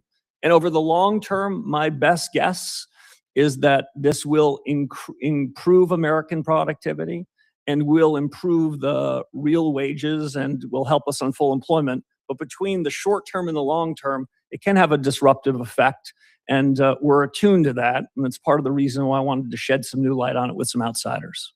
My time is up, but I will submit one question for the record around the issue of indexing our regulatory thresholds. We've seen so much growth in the last since 2019 that our institutions might need to see a little recalibration on the thresholds that we have put on them. Ranking Member Warren. Thank you, Mr. Chairman. So the Federal Reserve has long been plagued by a culture of corruption and coziness with Wall Street.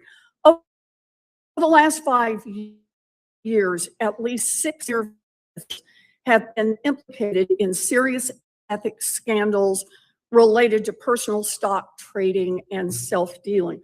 But instead of trying to repair this broken culture, I'm concerned that you seem to be embracing it. At the time of your nomination, you owned more than $100 million worth of shares in private investment vehicles called the Juggernaut Funds and THSDFS LLC. And you refused to disclose the underlying assets to the Senate and to the public. You say now that you've sold those shares. In other words, somebody. Every day I find people to talk to. I didn't have that at home. That's the value of holiday.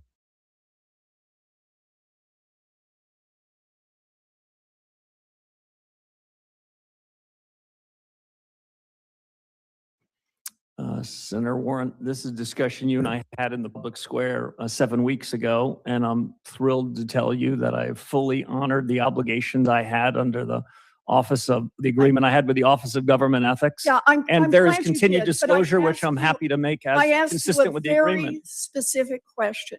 Who gave you $100 million right before you were sworn in? Was it a billionaire who has business with the Fed? Was it Stanley Druckenmiller, who's made billions of dollars betting on what the Fed does? Or was it a different billionaire? Who gave you the money? I will fully comply with the Office of Government Ethics. That's not an answer. Well, it is an answer, actually, Senator, because there are obligations, It's and I will $100 satisfy them million completely. that you got just before you were sworn in, and you won't tell the American people where it came from. Let's go to another incident. As you know, the Fed imposes a blackout period where senior Fed officials are prohibited from talking about economic issues with outsiders. The idea is to, quote, reinforce the public's confidence in the transparency and integrity of the monetary policy process. In other words, no one gets some special insider information from the Fed. But shortly after your first FOMC meeting as chair, right in the middle of the blackout period, the Fed's vice chair for supervision, Michelle Bowman, was reportedly the featured guest at a secret dinner hosted by Bank of America for its hedge fund and Wall Street clients. At this closed-door dinner, she reportedly spoke about both monetary policy topics and regulatory policy. Now, I've called on the Inspector General to review her conduct, but you're the guy in charge. As chair, you set the tone on culture. Did Vice Chair Bowman provide any non-public information to the attendees at that secret dinner or discuss any regulatory policy matters that are subject to open comment periods? Senator, I agree with one of the premises of your question, which is I do set the culture. Good. After my very first week at the Fed, I sent a letter to the 21,000 people at the Fed outlining our culture. I appreciate that, but we have very limited time and a very strict chairman. So can you just answer the question about the vice chair and her secret meeting? Sure, I'm happy to the extent I can share it with you. The vice chair has been an excellent colleague in my first 7 weeks. I'm aware of the letter you sent to the Inspector General out of an enormous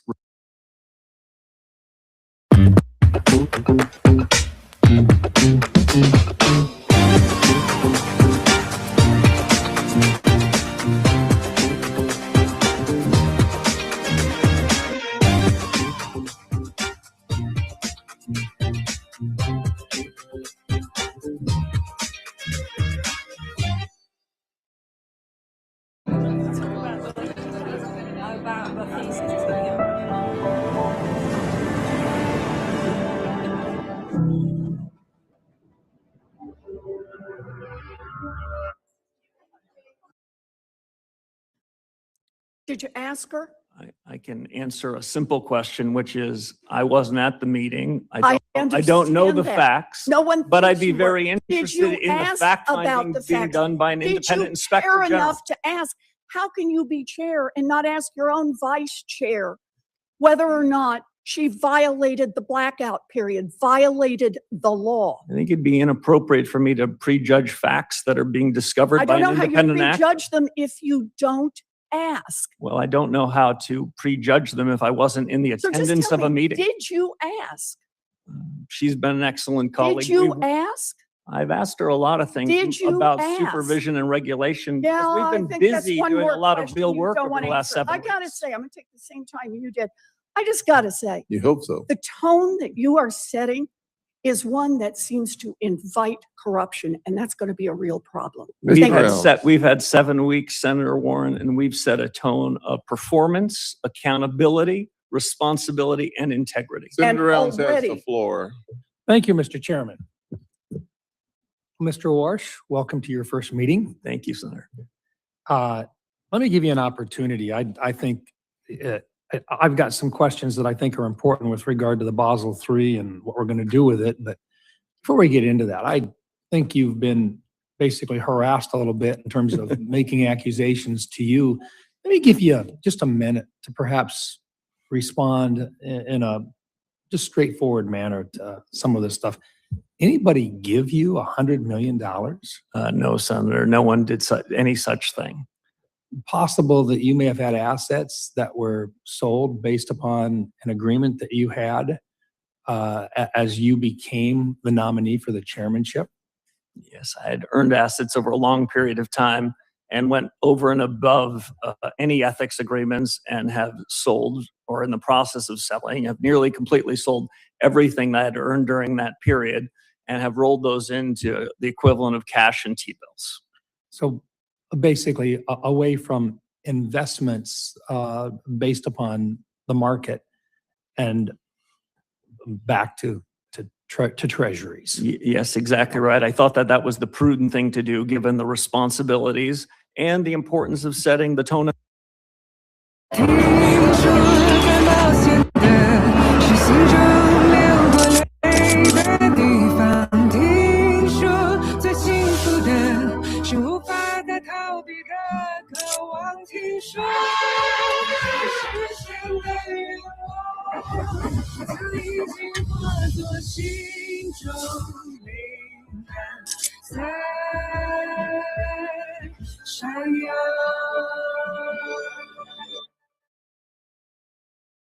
Looking for the best way to improve signs of aging without the appointment or price tag? Is that too much to ask? Don't worry, I got you. Meet Cure, a 5-minute microinfusion system that feels like going to the clinic in the comfort of your own home. With the 2-in-1 microstamp device that goes where your creams and serums can't. For more radiant, smoother, plumper, and even looking skin. Does it hurt? No, microinfusion is virtually pain-free. See? But how often do I actually have to do this? Only every 2 weeks. Cure's microinfusion system targets signs of aging like Fine lines. check, Dark spots. where Even helps restore firmness. you're actually glowing. How do you feel? Amazing. Like I just got a treatment. I can't believe I can get results like this at home. That's why we call it Cure. For derm-approved treatments from the comfort of your own home, go to cureskincare.com. Show up with a lot of ideas for reform in monetary policy and supervision and regulation and payments. I've only been there a short while, for 7 weeks, but instead of an institution acting inert, what I've found is my colleagues are really open-minded to change. What I found is we're going to have a good family fight. I'm not imposing ideas. That's part of the idea of the task forces the chairman referenced. But we're going to try to be better at our jobs, fulfill our mission, be accountable, be responsible, and do it all with the utmost integrity. That's my intention. We're early into this. I don't want to prejudge outcomes. We made a lot of progress in a short period of time, and frankly, I'm proud of it. I like the idea that you're putting together working groups. I think that will give an opportunity for a fresh look at a lot of things going on. As I shared with you in a phone call earlier, it's not a matter of being necessarily vindictive or angry with previous chairs or previous members. It's a matter of making things better for the American people. And that's really what we ought to be talking about today. So let me just, in the minute and 14 seconds that I've got left on mine, we talk a little bit about Basel III in particular. I'd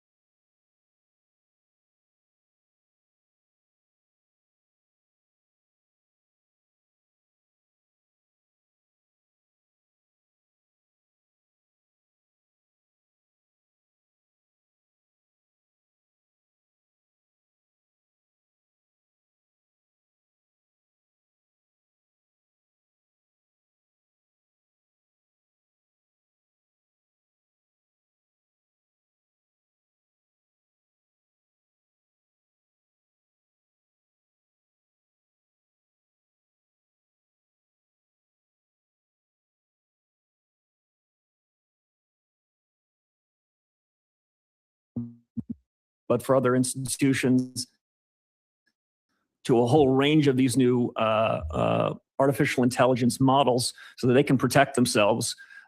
If you said to me, what worries you over the course of the next several months, I want to make sure that we're as protected as we can be from foreign actors that want to do us harm. Well, let me stay with AI, but change the focus a moment.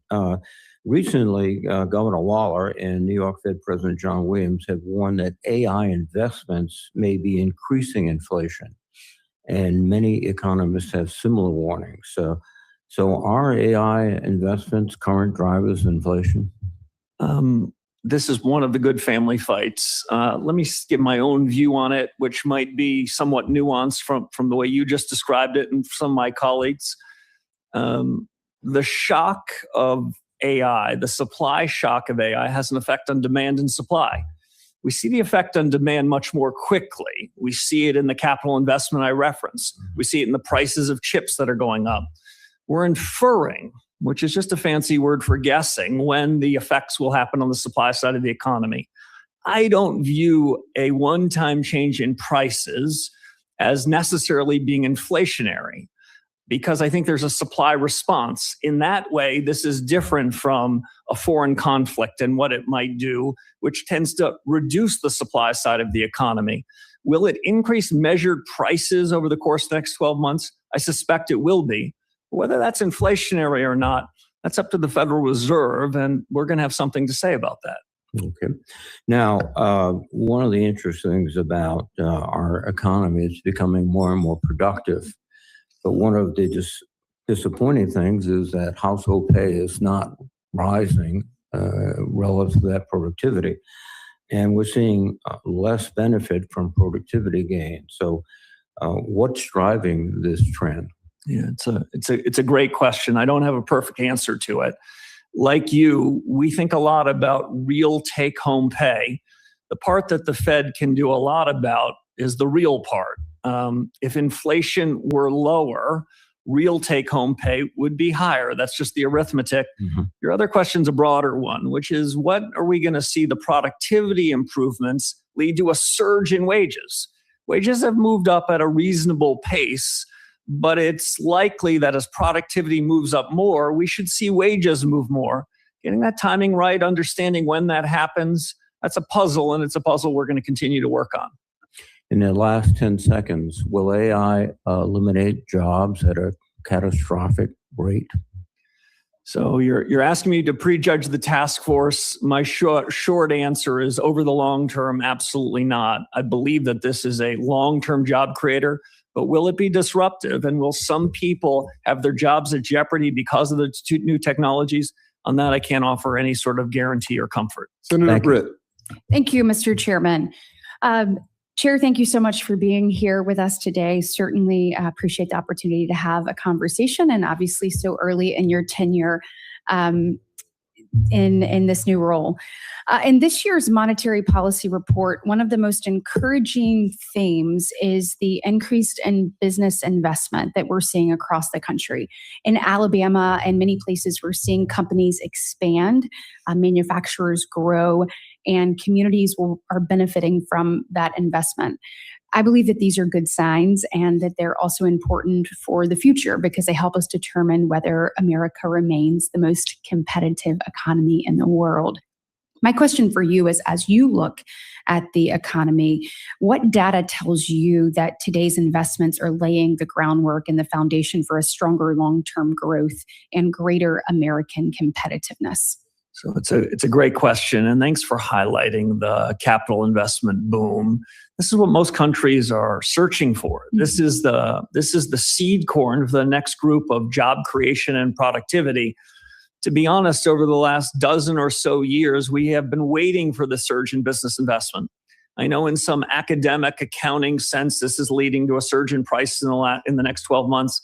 I don't want to sound dismissive of it. The surge in prices is real. But I'd sure rather the most successful companies in the world investing in property, plant, and equipment than doing a share buyback. So I'm encouraged by it. The trend is our friend here, and this business capital investment is contributing massively to the GDP we've seen in the last 12 months. My colleagues know I'm not big for forward guidance, but I would guess that trend continues. What gives me optimism about it? Well, when the private sector deploys this amount of capital, they must see something shiny at the other end of that rainbow. They must see a very good return on investment. That's why they're taking this capital and they're putting it to work. I tend to think that private investment has a multiplier way higher than one. I'll let you and others judge whether that's true of government spending too. I'm going to go ahead and switch gears because I know we're on a tight time frame today, which I appreciate. And I'm going to follow up on a question that the chairman asked. I'd like to get you to kind of dig into this. Some banks are already approaching and crossing into new tailoring categories, and they're making staffing and compliance and long-term business decisions based on thresholds that haven't been updated since 2019. At the same time, the Federal Reserve continues to rely on those categories and other regulatory frameworks. So my question is, how are you thinking about updating these tailoring frameworks when it comes to what banks can expect to see and proposals in the future? So it's a great question, one I take seriously. To be candid with you and the chairman, the other members of the committee, monetary policy has distracted me a bit in the first 7 weeks. But the Federal Reserve Chairman is supposed to be the chairman of monetary policy and payments and consumer affairs and supervision regulation. But I can tell you this, Vice Chairman Bowman has been working on these initiatives. She has briefed me about them. And broadly, I'll step back and say modernizing our banking system, streamlining regulations so that the rules that apply to the systemically important financial institutions are not one size fits all for every other. The secret to the American economy is we have a few thousand banks and other providers of credit who know their smaller markets bigger.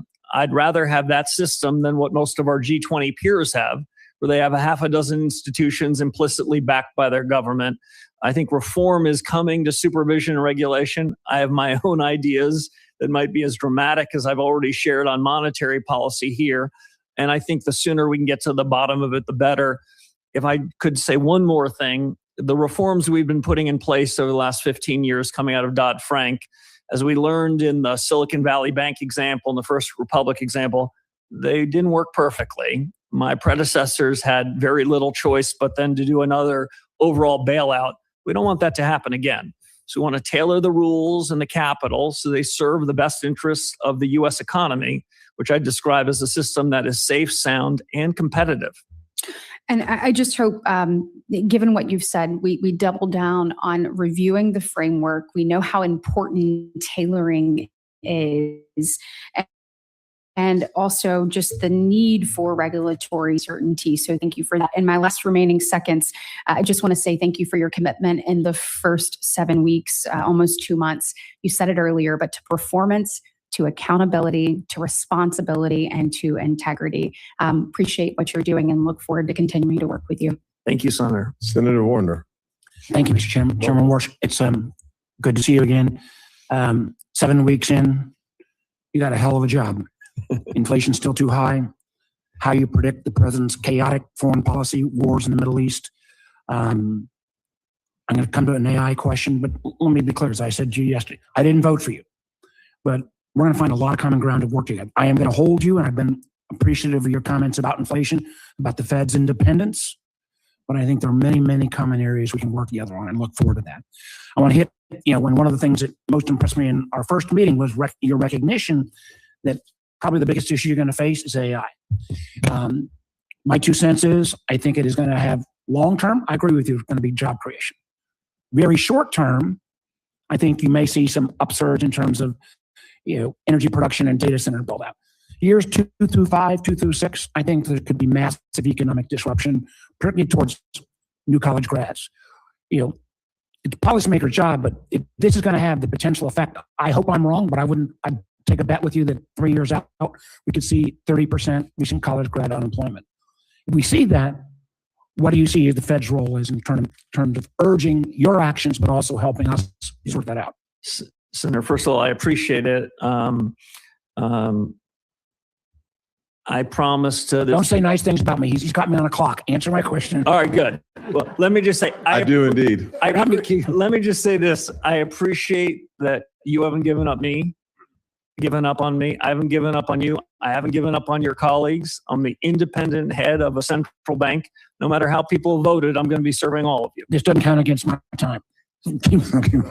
AI. Let me get to the core of your question. I am more confident that there will be a surge in output because the U.S. is at the cutting edge of AI than any certainty about the effect on the labor market in the next few years. The United States will be a winner. That is my informed judgment. But this is a time filled with both challenges and risks. We take both parts of our dual mandate seriously. Do I believe that the productivity improvements over time will be structurally disinflationary? I do. I believe everything technology touches ultimately gets cheaper. Your background, I think, would be consistent with that. What are going to be the effect on the labor markets in years 2 through 5? It's a fair question. The way I would frame it to you on college graduates, if you're a new college graduate, AI is probably native to you. You've been playing with AI effectively since your high school years. I feel as though you likely have the skills and the intuitions the same way that people of my generation or younger were native to the internet. If you've already been in the workforce for a while and you're a little resistant to change, that's where the encouragement needs to be to think about how these skills can make you more productive.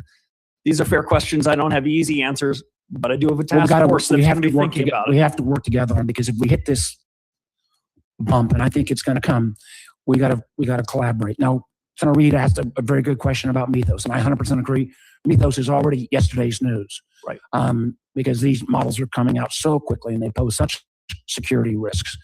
I think it's incumbent, because of the risk it provides to our financial system, that at some point you're going to be, and I'm asking you now, I think personally, I believe we need some level of mandatory testing pre-release because of the potentially draconian and dramatic effects.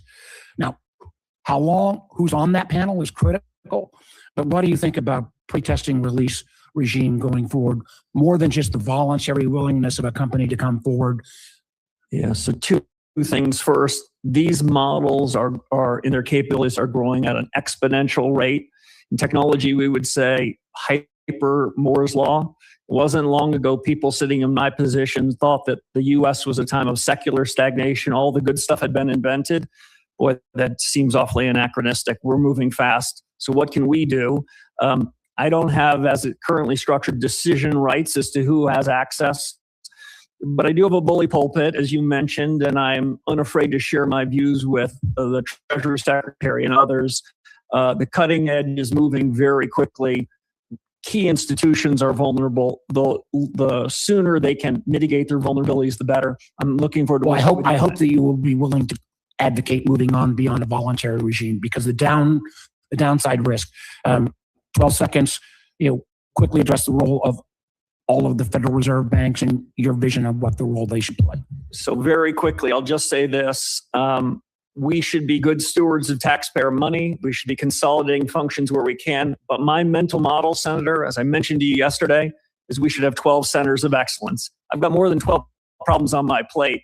And if each reserve bank were to develop an expertise on something that matters to our remit and the American economy, I'd encourage them to develop that advantage. Senator Ricketts. Thank you, Mr. Chairman. Chairman Warsh, great to see you. Thank you for being here, and congratulations on your first semi-annual report. Good to see you here again. We got some good news this week. Inflation was down, and that's progress under this administration and under your new leadership at the Fed. During the Biden administration, we saw reckless spending that drove prices up and left Nebraska families to foot the bill. In 2019, the federal deficit was roughly $900 billion, and by 2024, that was $1.9 trillion. And we saw inflation go up 20%, really stressing Nebraska families at the grocery store. Cleaning out this mess is going to take discipline, and it's going to take reform. Chairman Warsh, we discussed in our meeting also how to implement some reforms, such as process improvement. We talked specifically about Lean Six Sigma and the opportunity there. You promised to have a reform-oriented Federal Reserve, and we're willing to break up or make a break from some of the mistakes of the past. I commend you for that. I want to work with you to see it through. One of the most important places to start is with the Fed's balance sheet, an issue I've consistently raised with other Fed governors. The Fed expanded its balance sheet dramatically during the pandemic, peaking at nearly $9 trillion. Since 2022, the Fed has shrunk it down to about $6.5 trillion in December 2025. And I'm glad to see that the Fed was making progress over the last few years, but the balance sheet is still not down to pre-COVID levels. Actually, the balance sheet is rising again and now stands at around $6.7 trillion today. Chairman Warsh, do you see the balance sheet increasing again as a trend in the right direction or the wrong direction? Senator, thank you for the question. I've been focused on the Fed's balance sheet, frankly, since my last day at the Fed some 15 years ago into the present. I don't want to prejudge the conclusions of this balance sheet task force, where, as the chairman said, I put together a team of rivals to fiddle with it, to evaluate it, to come up with their own judgments. But I'll give you my predilections. Monetary policy is made currently through at least two material instruments: interest rates and the balance sheet. In fact, we grew the balance sheet, created quantitative easing when I served the last time in the darkest days of the crisis, because we had already cut rates to zero. So expanding the balance sheet had the intent of helping markets clear, but it was also another tool of monetary policy. I still believe that is true. Wasn't that supposed to be temporary? Indeed, that was our entry principle, was that we would get out of that business. The central bank has not, for a whole range of reasons, gotten out of that business. My general view is, as we think about inflation risks and we think about the conduct of monetary policy writ large, we have two instruments that we should be thinking about. The balance sheet is one of them. I'll make only one other point. Monetary policy needs to be architected, needs to be designed by the policymakers around the FOMC. The plumbing, the operations, how we do that is conducted by the New York Fed. I want the architecture to drive the plumbing, not the plumbing to drive the architecture. We're going to make a monetary policy decision with respect to the balance sheet. I'm very open-minded to changes, and any changes we make will be well discussed, well shared, and I think quite deliberate and the financial markets, who have seen the balance sheet grow effectively for a generation, they'll have plenty of time to adjust if we make changes. I know you said you just wanted to make that one comment, but I'm going to push you to ask for a little more. What do you believe is the smallest balance sheet that the Fed could operate with? My predilection, my inclination is interest rate policy should be the driver of monetary policy. The balance sheet should be as small as practicable to conduct operations. And the balance sheet can expand when there's a crisis. The balance sheet can also expand if an institution needs liquidity. That's part of the reason why we've created a discount window. But a permanently large balance sheet with a duration of assets that are larger than the duration of assets of treasuries, for example, that are held in the broader public markets, boy, that sure seems a little bit more like fiscal policy that I'm comfortable with. So I would like us to have a leaner, meaner balance sheet, but it's a discussion for my colleagues, and I've got 3 real pros that are going to help us think it through. All right, well, I have run out of time, and I'm sure the chair will be happy that I'm going to maybe get done before it reaches 0. Thank you. But I do have a question I'll follow up with for the record on scams, because this is something that the banking industry is telling me they're increasingly seeing, and it's costing people who have deposits a lot of money. So I'll follow up with that. Senator, we're opposed to scams, but I'm happy to follow up. Good to hear. Good to hear. This is great. Senator Van Hollen. Thank you, Mr. Chairman. And Mr. Chairman, we agree on that point. Let me turn to the headline inflation numbers that came out yesterday at 3.5%, above the Fed's 2.2% target. Prices are too high for families and we need to get them down. I think we can agree on that. At your press conference a few weeks ago, you said that higher inflation in part, and I quote, reflects supply shocks that have driven price increases in certain sectors, including energy, unquote. In other words, a reason that we're seeing prices go up is that the supply of products and services has dropped in some areas of the economy, right? Yes. And I do think it's important that the public understand the causes of some of these supply shocks.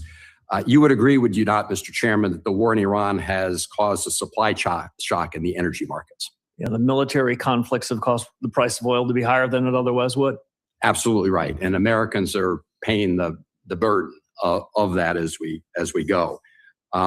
We've also seen supply shocks in other areas. Last year, your colleague, Austin Goolsbee, president of the Chicago Fed, said that, and I quote, a tariff is like a negative supply shock, unquote. And we've seen plenty of tariffs. Obviously, we have the Supreme Court decision that may bring those down over time, the impact of it. But the negative supply shocks have been real and can be traced to the Trump administration agenda. So when you say that supply shocks are part of the reason prices are going up, you would acknowledge that they're the result of decisions that have been made by the president, like going to war with Iran, right? So what I'd say is particular price shocks happen to particular prices that we don't have control over, but I don't want to suggest we don't have control over inflation in the medium term. That's our job. But screwworm affects beef prices. Other things affect oil prices and milk prices. And I understand that has an effect on people's household budgets. Indeed, it does. And I think we've seen the price of energy go up by billions and billions of dollars. And the American people are essentially paid for that at the pump and other places in their pocketbooks. As you know, your predecessor as chairman was regularly harassed and berated by the President of the United States on social media with respect to interest rates. At least so far, you seem to have escaped that fate. But I do think it's important that we have an understanding of whether or not the president is trying to influence Fed conduct. I know you were asked recently at your last press conference about any communications with the president. I think your response was, on the president, I don't have anything for you. Mr. Chairman, was that a yes or a no with respect to whether you've had communications with President Trump? So I like what I said the first time. Senator, I don't have anything for you. I will say this, though. I do meet with the Treasury Secretary weekly. I talk to him often between that. Mr. Chairman, I just want to make sure I'll make my own decisions as monetary policy. I just want to understand the answer. Have you or have you not had communications with President Trump since you took this position. I just don't want to be in the business of sharing discussions that the president and I have. Okay. I will tell you what I've said to the president repeatedly and said to the Treasury Secretary. They chose an independent guy to do an independent job, and that's exactly what I plan on doing. Okay. And I'd like to think over the last 7 weeks, given the decisions we've made and the things we've done, that it's not just words, it's actions now to start to demonstrate that. So, Mr. Chairman, I mean, I think it's important I take from your answer, you've had communications, you don't want to disclose the content. Will you commit to do what your predecessor did, which was to release your appointment schedule and conversations with President Trump? I don't know what the past practice was. I will be in full compliance with the law. As I understand it, there's an ongoing FOIA request on my calendar, and I will share it consistent with the law. Well, I believe the first one's already come out. I think this was this wasn't in response to, any legal requirement forced by FOIA. It was a question of transparency. And I do think, given the president's past record of trying to influence Fed behavior via social media with respect to your predecessor, if he's trying to influence Fed behavior through private conversations with you, I think that needs to be something the public is aware of. And I'm asking you whether you will commit to disclosing when you have conversations with the President of the United States. Senator, I can offer you this assurance. The president has not, before I took this office, before I raised my right hand, he has not tried to influence the conduct of monetary policy. And if he tried to, I would continue to keep my head down and do the job. I don't have a long record, but I've got a 7-week record. And before that, I had a 25-year record. And I think that should count for something. I appreciate that. I hope you'll just follow the precedent your predecessor. Senator Kennedy, the floor is yours. Well, Senator Van Hollen's my buddy, so this is not meant toward him, but I always get a kick out of my Democratic friends talking about transparency. Toward the end, God bless him, you could bake a Thanksgiving turkey in the time that it took President Biden to walk across the stage, and they kept it quiet till they couldn't. I'm sorry he was in that condition, but this transparency stuff cuts both ways. What's wrong with you talking to the President of the United States? So, Senator, I've got a wide lens. I'm interested in hearing points of view from a whole range of people. We have a narrow remit. I'm interested in what's happening in the world, in the Middle East, but I mean, and is elsewhere. there anything wrong with it? Do you have to, when you do it, do you have to go out and look for the last phone booth in Washington and put a bag over your head and sneak in there and call him or return his call? Is there anything wrong with that? I certainly don't feel uncomfortable receiving a call from the chairman of this committee or the president of the United States. Okay. You think Ben Bernanke ever talked to the president? When I was a governor, I recall several conversations and How about frequent Alan meetings. Greenspan? When I was a young staffer in the White House, I remember being honored by him coming into the White House and meeting with the president and the president's advisors quite frequently. Okay. I think what I would give me concern, and I think it's the basis for my colleagues' concern, is that you just do whatever the president says, but you're not going to do that, are you, or are you? Senator, I'm going to call it the best I see it. The president never asked me to do anything inappropriate, and if he did, I wouldn't do it. I'm going Okay. to follow the law and do my best to follow the remit you gave us. Okay. So in the last year or so, recent past, I'll say, the Fed cut rates 3 times because they were worried about the labor market. Is that a fair assessment? That's my sense of what And they did it before. worked. Mr. Robert. It worked, correct? Well, that's a longer discussion. They did Well, is cut the rates. labor market in a mess today? The labor market's in good shape, but I Yeah. wouldn't want to Okay. draw So that causal connection. So I don't have much time, Mr. Chairman. I love you like a taco, but you don't filibuster on me. So it worked. Okay. Now we have inflation. Okay. What caused it? In 20 seconds. In 20 seconds, inflation is caused when a one-time change in price is broadened out. I know what inflation is. And the Mr. Federal Chairman. and the Tell me Federal what Reserve, caused it. monetary policy, sir. Okay. Well, I would say what is causing it is AI. The conflict with Iran. Duh. And probably the residual effect of the fact that some imports have become more expensive. Okay? And I think any fair-minded person would conclude that. There was a lot of economists said, oh, you know, the impact of inflation on the rise in the cost of imports would be a one-shot deal. You know, you can teach that one round or flat. I don't know. I think it's probably had a residual effect. Okay, is it temporary or is it permanent, the inflation? It's not going to be permanent under my watch, Senator. Okay, what are you going to do about it? So we're going to do three things. One is for those people in markets that think the Fed really was comfortable with a higher level of inflation, we're doing our best to disabuse them. Okay, you're going to talk about it. What's the second thing you're going to do? We're going to take ownership of it. We're going to say we have the power to do something. Okay, you're going to own it. That's what's the third thing you're going to do? We're going to look at our tools in the changing economy, both balance sheet and interest rate, and see whether we need to adjust policy to take it head on. You're going to look at your tools. That's the third thing. I'm not asking you what action the Fed's going to take. That would be improper, Mr. Chairman. I wouldn't do that, and you wouldn't tell me anyway. Give specifically, like you're talking to a 10th grader, okay? Not. What are your options? Leave it alone, right? Leave rates alone. This is one option. That is an option, Senator. Raise rates. Another option. Cut rates.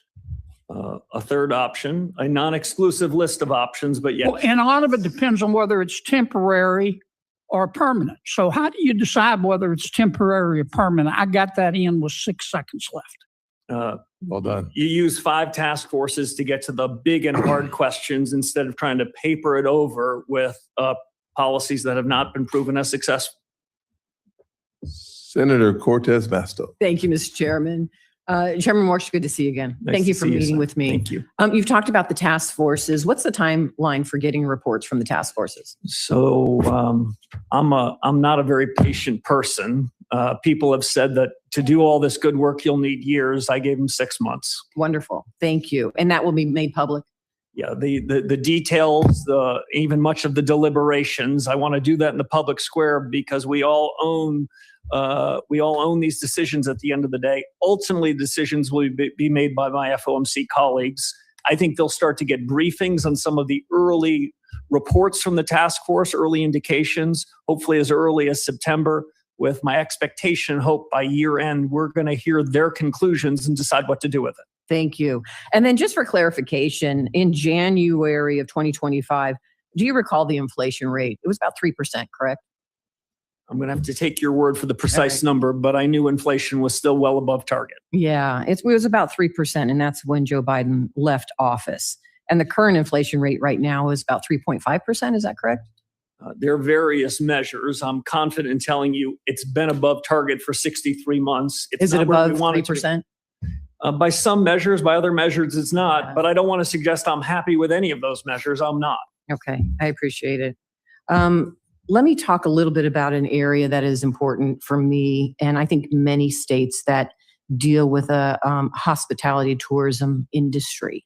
Unfortunately, under this administration, we've seen significant declines in the number of international visitors to the U.S. The current situation has actually led to our travel trade deficit in this country going from a $51 billion surplus in 2019 to a $72 billion deficit today. How does the Federal Reserve governors consider the specific impact of higher unemployment, lower wages, and reduced economic activities in communities with large tourism economies like Las Vegas? So we are consumers of this information. We are keenly interested in the good side of the economy and the services side of the economy. My view, which is not universally shared in the economics profession, is that there's no limit to what this economy can grow. Productivity-led growth can move higher, and that doesn't tell me it's inflationary. But we care about the services part of the economy, and we're trying to take that into account when we try to make decisions about the dual mandate. Well, I appreciate that because you're right. Your dual mandate is maintain stable prices, and full employment. Let me tell you what's happening in the hospitality industry because of the policies of this administration. When you talk about full employment, it is not happening. What I'm hearing from people in my state is that it's not necessarily full employment with good wages and livable wages. They're patching together multiple low-wage jobs because they are taking down from full employment to part-time employment. Do you consider that in your analysis, going from full-time employment to part-time and many individuals having several part-time jobs? How do you calculate that into your analysis? So we think hard about it. You heard in my opening statement the clear judgment of my colleagues and me, which is the labor market broadly looks in balance, but I don't want to make that sound like it's easy for hardworking Americans in your state and other places. There's a lot of dynamism happening in the economy. There's a lot of structural change. And during periods of transition, it's often true that the labor markets in aggregate look better than people feel in different parts. And during disruption, they try to recreate a job they had before through the gig economy and other means. We take it into account. Overall, I would say the labor market part of our mandate looks pretty good. The price stability part of our mandate looks less good. All right. And I am concerned because not just Las Vegas, but many tourism-based industries and hospitality, what we're seeing is lower full employment. And I would hope, and this is a conversation I've had with previous chairs as well, I would hope that you're considering that it is a large sector of employment across the country. And I know you made a statement that rise in prices is not necessarily inflationary, correct? At what point do you consider it to be inflationary? Is there a timeline associated with that? So when an increase in prices in a particular category like oil or like milk or eggs, when we see that broaden out and affect the generalized price level, that's something we can do something about. That's the way I think of inflation. When prices go up, I know it hits your constituents every day. I'm not trying to sound dismissive of it, but I also don't want to say that there's much that we can do about cattle prices or milk prices today. But there's a lot we can do to make sure that the entire grocery aisle doesn't have higher prices. And that's what we're committed to do. Thank you. Senator Haggerty. Thank you, Mr. Chairman. Chairman Warsh, on July 18th, almost a year ago today, President Trump signed my legislation, the Genius Act, into law. A thorough rulemaking process is absolutely vital to ensure that U.S. dollar dominance exists here in the digital age. And I look forward to seeing the Federal Reserve's ongoing work in this matter. I just want to make that point clear. It's important, needs to be done, and very much appreciate the Fed's attention to it. I want to turn now, though, to a broader concern, and that has to do with the independence of monetary policy. You've had a number of conversations with my colleagues about this. I want to emphasize something that I think is quite important.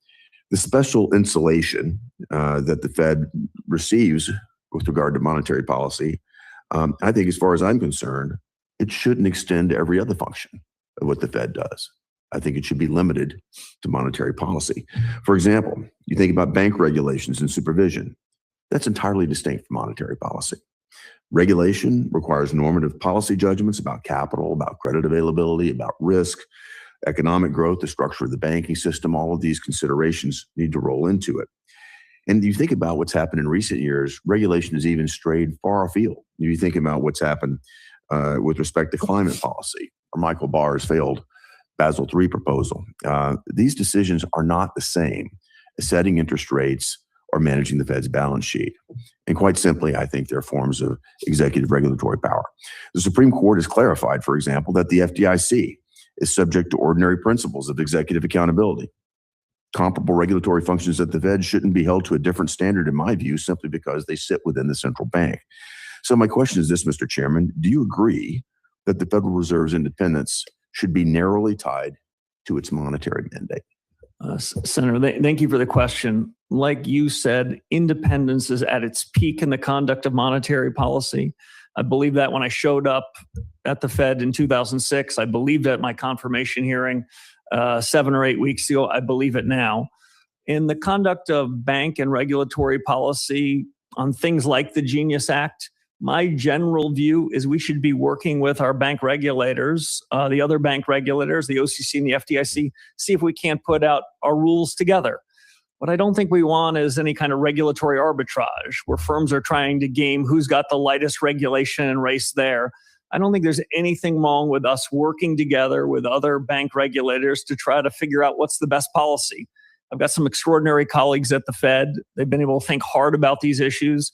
I think those discussions should happen and do happen. I don't disagree at all with that, and I like your approach in terms of coordination. But there's something deeper that I'm concerned about, Mr. Chairman, and that is, and just make an example. Let's suppose a future Congress decides to embed some sort of regulatory function inside the Fed, seeking to insulate it from our supervision, from our oversight. In some way, that could become a backdoor that I don't think any of us want to see. And what I'm trying to make clear is that beyond monetary policy, I'll ask you the question. Do you think that this special insulation applies to other regulatory and supervisory types of functions? So I spent 8 weeks as a summer associate at a law firm, so I'm probably not best positioned to opine on the Supreme Court. Senator Warren could do a better job than I. I do recall in the most recent opinion a footnote from the majority that says we are not suggesting that if other things went to the Federal Reserve, it would get any insulation. Beyond that, I'm on shaky ground in trying to opine on what the Supreme Court opinion means prospectively. Yeah, I wasn't looking for your legal opinion, but I do just think as a matter of common sense, I wanted to get that on the record, that there is a real distinction here, and I appreciate that. I'm going to turn to another important matter, and that's the monetary policy report that you work with. The most recent monetary policy report added a new aggregate to the measurements, the M2 aggregate. And I just wanted to ask you to explain why this metric is useful and why it's been added. Thank you, Senator. That was an Easter egg that we hid in there to see if anyone read these monetary policy reports. So I'm encouraged that you did. There is almost a page talking about M2 and monetary aggregates. That was done with a purpose. I do not show up here as a monetarist. I do not show up and say the secret to inflation is if we only knew M2, everything would be swell. But monetary aggregates had been taken out of the monetary policy report probably about a decade ago, maybe a bit longer. My view is that a modern central banker should have a mosaic of information and should not be allergic to any data that happens to be inconsistent with dogma that he or she might have been taught in Econ 1. I have this old-fashioned view that monetary policy has something to do with money. I remember an old professor of mine that said, who was a proper Keynesian economist, he said, well, I don't understand how to think about inflation in a place like Zimbabwe without talking about money. So I think money matters. What we witnessed when we looked at some of the monetary aggregates is they are not perfect. We don't measure money very well. We don't measure the velocity of money very well. But it's a pretty good cross-check. And had we seen the surge and paid attention to the surge in inflation and money in 21, 22, we might have seen this problem sooner. I apologize, Mr. Senator Smith. Thank you, Mr. Chair and Ranking Member. Chair Warsh, welcome to the committee. So you may know that Minnesota Senator Hubert Humphrey, who's once held the seat that I now occupy for Minnesota, led the charge in Congress to include maximum employment as part of the Fed's dual mandate. And we can probably agree that keeping these two goals of maximum employment and stable prices within the confines of the monetary policy power that the Fed wields, that just makes sense.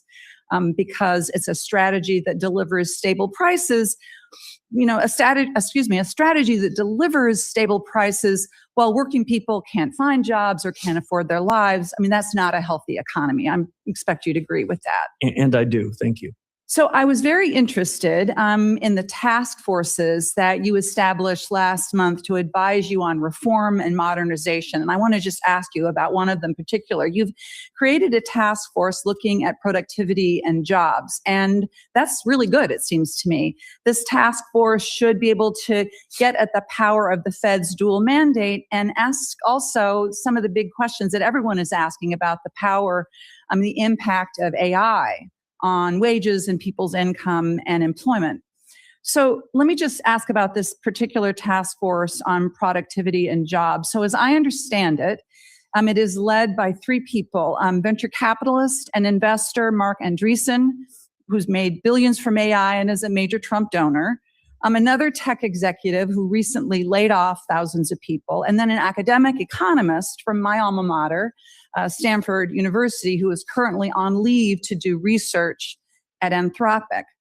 So I want to ask about this. Is there anyone on the task force who has experience in the labor market, or somebody who can bring the perspective of an employer rather than an investor to the questions that are going to be asked and hopefully answered by this task force?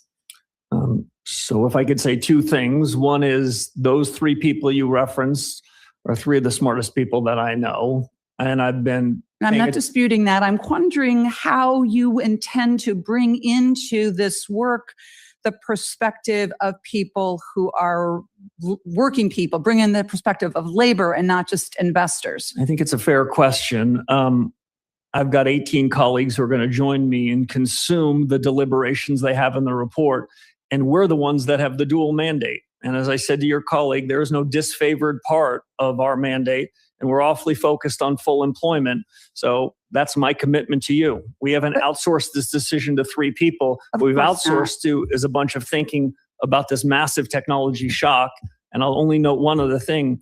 Chad Jones, that professor that you mentioned, his academic work, he's an academic, I'll admit that. But I'm not opposed to that. I'm just trying to figure out. But his academic work has been very, very focused on what is the effect of the labor markets of these technology shocks, both the good and the bad. And I think that history he can bring to bear to the work of the task force. So can you understand why a task force that is led by people in large part who are likely to get richer by AI might not be the most credible people to folks on the ground who are doing the work, who are worried about what impact this AI is going to have on their jobs? And there's the concern, of course, is that the productivity that is expected to be delivered by AI, if that actually happens, that the benefits of that productivity are going to accrue to capital and not to labor. And that, it seems to me, the credibility of this task force rests on hearing the perspective of working folks in their deliberations. I would expect before they come to their conclusions, they are going to hear from folks that will be affected. They are going to hear from employers that are getting struck with this technology shock and have disruption of their labor force. But I don't want to suggest to you that in any of these task forces that we have the 19 people of all different backgrounds. But what I want to tell you is if you think they have a credibility deficit, I don't. I think they're incredibly talented. And we will make sure to take both parts of our dual mandate in consideration of their output. I think the issue, sir, is that when there are the big guys sitting at the table, is there anybody sitting at the table who's bringing the perspective of working people to those really important questions? There are labor leaders, there are labor economists, there are folks whose expertise is in issues around wage stagnation and how that impacts working people. And I would ask you to consider bringing that perspective, not to be heard on the side, but to be actually at the table with the big guys. I think that is a credibility issue that you could address very easily. Thank you, Mr. Chair. Thank you, Senator. Senator Tillis. Good morning. Good morning. I think you're doing a great job today. I appreciate your composure. Mr. Warsh, a quick question on just immigration. You know, some people are proudly discussing how we had almost net zero immigration in the last quarter, but we're starting to look a little bit like China, Japan, European countries in terms of our replacement rate, in terms of natural replacement rate. So if net immigration were to remain near zero for an extended period, how would that change your estimates on GDP, the neutral interest rate, and the amount of non-inflationary job growth the economy can sustain? And in some ways, it touches on, I think, Senator Cortez Masto's question, too, about jobs unfilled, but just curious. Thank you, Senator. You sure didn't toss up a softball there. The way I think about it is immigration policy is set by you and the administration, but we are... Yeah, I mean, I don't want you to talk about policy. What I'm trying to do is communicate to the American people. We can make the mistake of Western Europe, Japan, and other industrialized nations, or we can fix this population growth problem. If we don't, these are policies then how does that make your job more difficult if we were to sustain the current trajectory? The way those decisions affect us is it affects potential GDP. The biggest, hardest decision we make is what can this economy produce? How fast can we grow? Potential GDP is a function of two things. How many hours are we working? People in this country working. But just in a word, because I want to ask a few other questions. And then second, productivity. Yeah. At the end of the day, if the worker hours are constant, we need a productivity boom. Just a real quick question. Would you be thrilled to know that we could guarantee zero net growth for the next decade because that would make your job easier?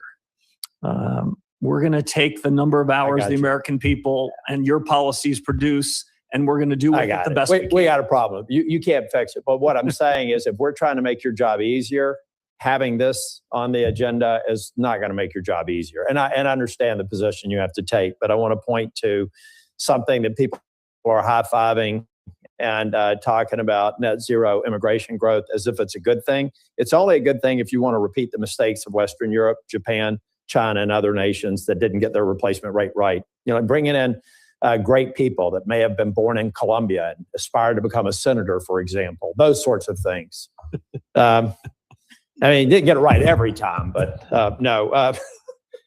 Mr. Warsh, I told you also, and just for the American people, do you have a magic wand where you can just walk in and convince 7 people of the FOMC to vote exactly the way you want them to?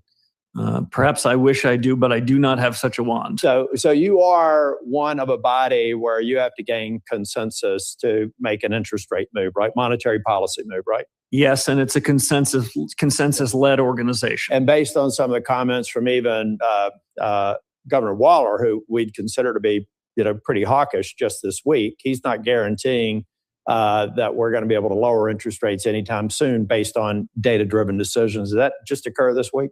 In a speech, I think, up in New York. There are a diversity of views. I wouldn't want to dwell on any one of them in particular. No, it's okay. But what I'm trying to explain to people who think the president can give you a call, you make a decision, it happens. That never happens. Wouldn't have happened under Powell, wouldn't happen under you, wouldn't happen under anybody who's responsible a chairman.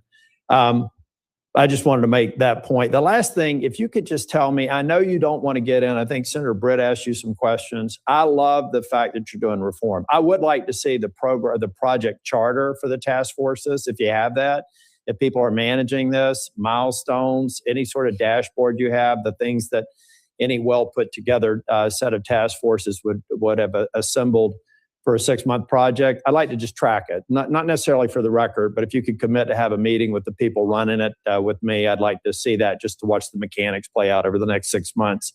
And then lastly, if you can, I believe Silicon Valley Bank is a classic example of why the Fed needs to have its independence on monetary policy, but on bank examination and supervision. I believe a U.S. senator should minimally be able to go into a SCIF and understand why banks like Silicon Valley Bank had multiple matters requiring attention and then matters requiring immediate attention well before they failed.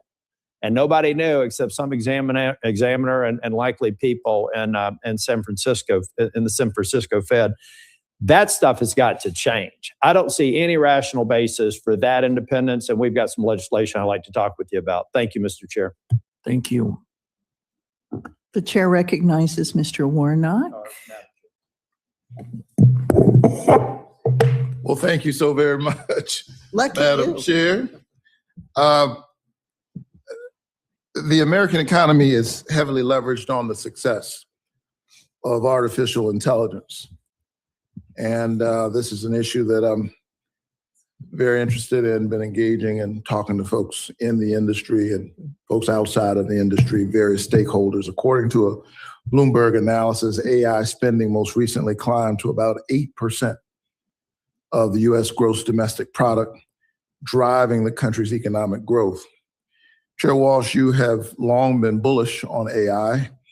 However, up to now, despite investors betting big on them, none of the major AI models have been meaningfully profitable.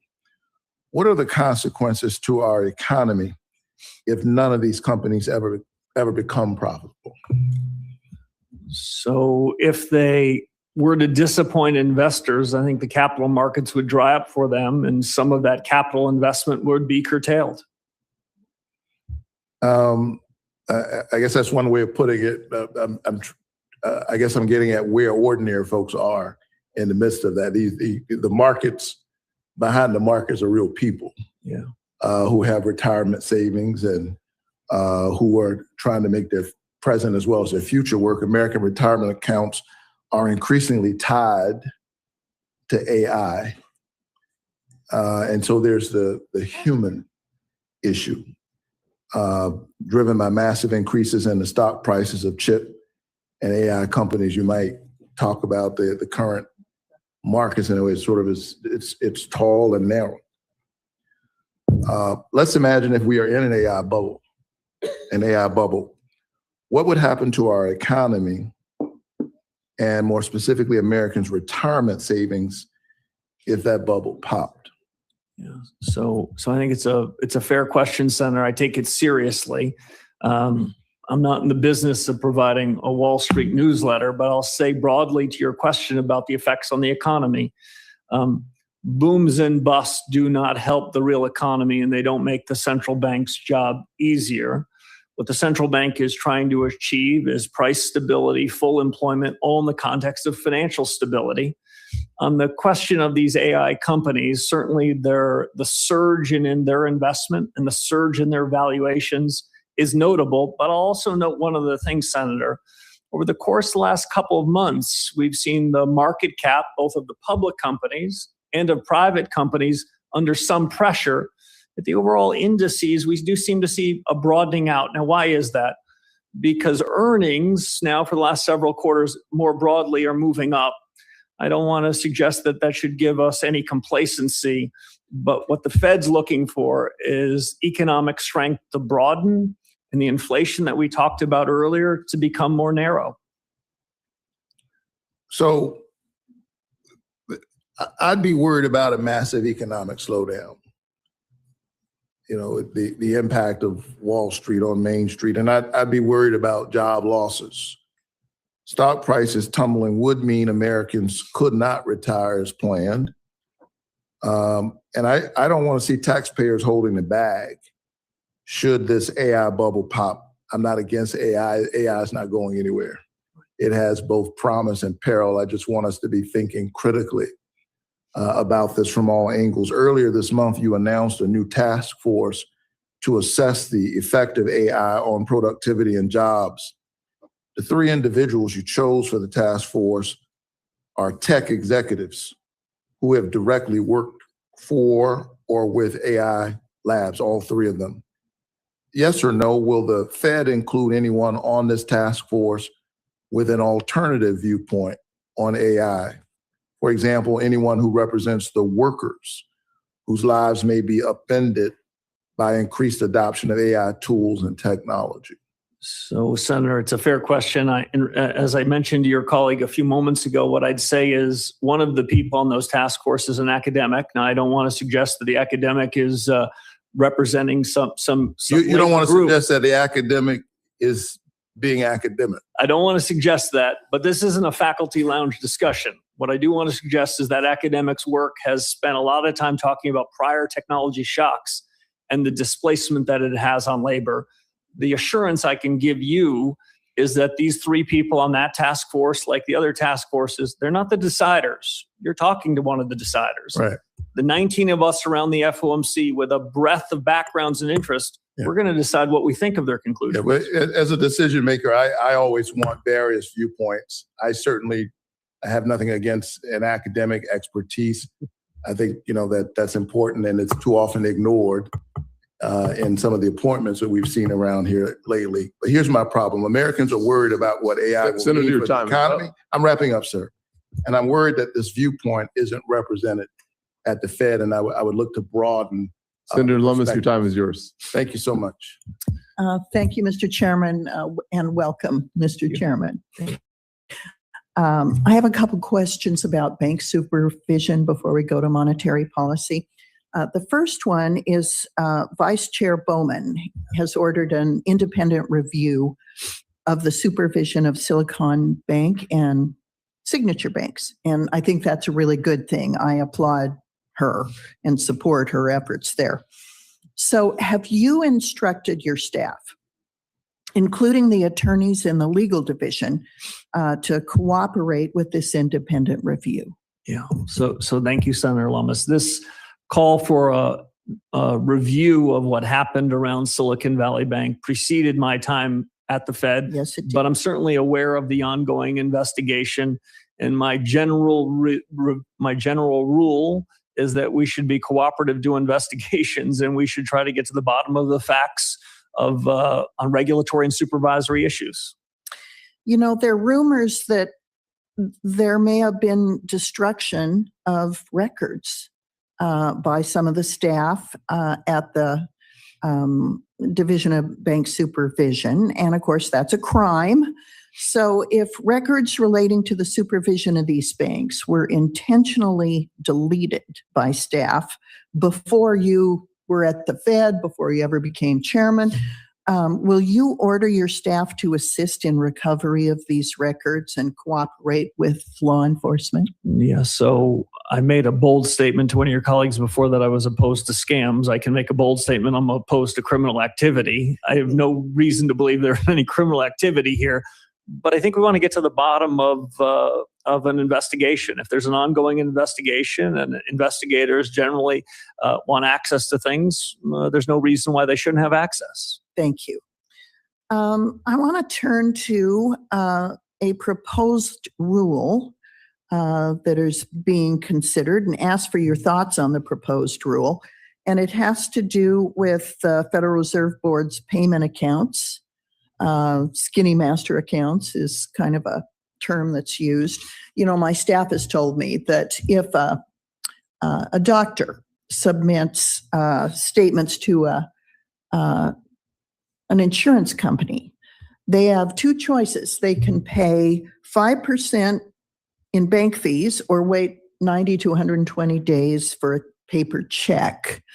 It seems to me that the Federal Reserve is really on to something by trying to join other countries that restrict access to the payment system to consumer-facing banks. We're the only major country in the world that restricts access to the payment system to the consumer-facing banks. So I think you're on the right track to expand the opportunities to serve consumers. And I'm curious about what your thoughts are about the proposal, how it's going, when you expect the rule to be finalized. Yeah. So as I understand it, this skinnier master account proposal's out for comment. It was sent out before I arrived, but I'm keenly interested in what the comments are. My mental model is that the critical infrastructure, the rails that the Fed runs, should be available to those that are applicable, that can comply with our rules and regulations. If I were to draw a hard distinction, this is a public good, and it's a public good that should be used by intermediaries. I don't want the public good to be used by consumers, by people that are on the front lines. But if financial institutions, new and old, want to comply with our regulations and take advantage of this public good, my general predilection is to encourage it. Well, I think that's admirable and important. So that's it's out for comment now. Do you anticipate finalizing sometime this year? I owe you a better answer on the timeline from here, and I pledge to give it to you. Thank you. Thank you. I share a concern that was expressed by my colleague, Mr. Haggerty, that monetary policy should enjoy the committee not having to be as transparent about its process. I agree with Senator Haggerty also that the bank supervision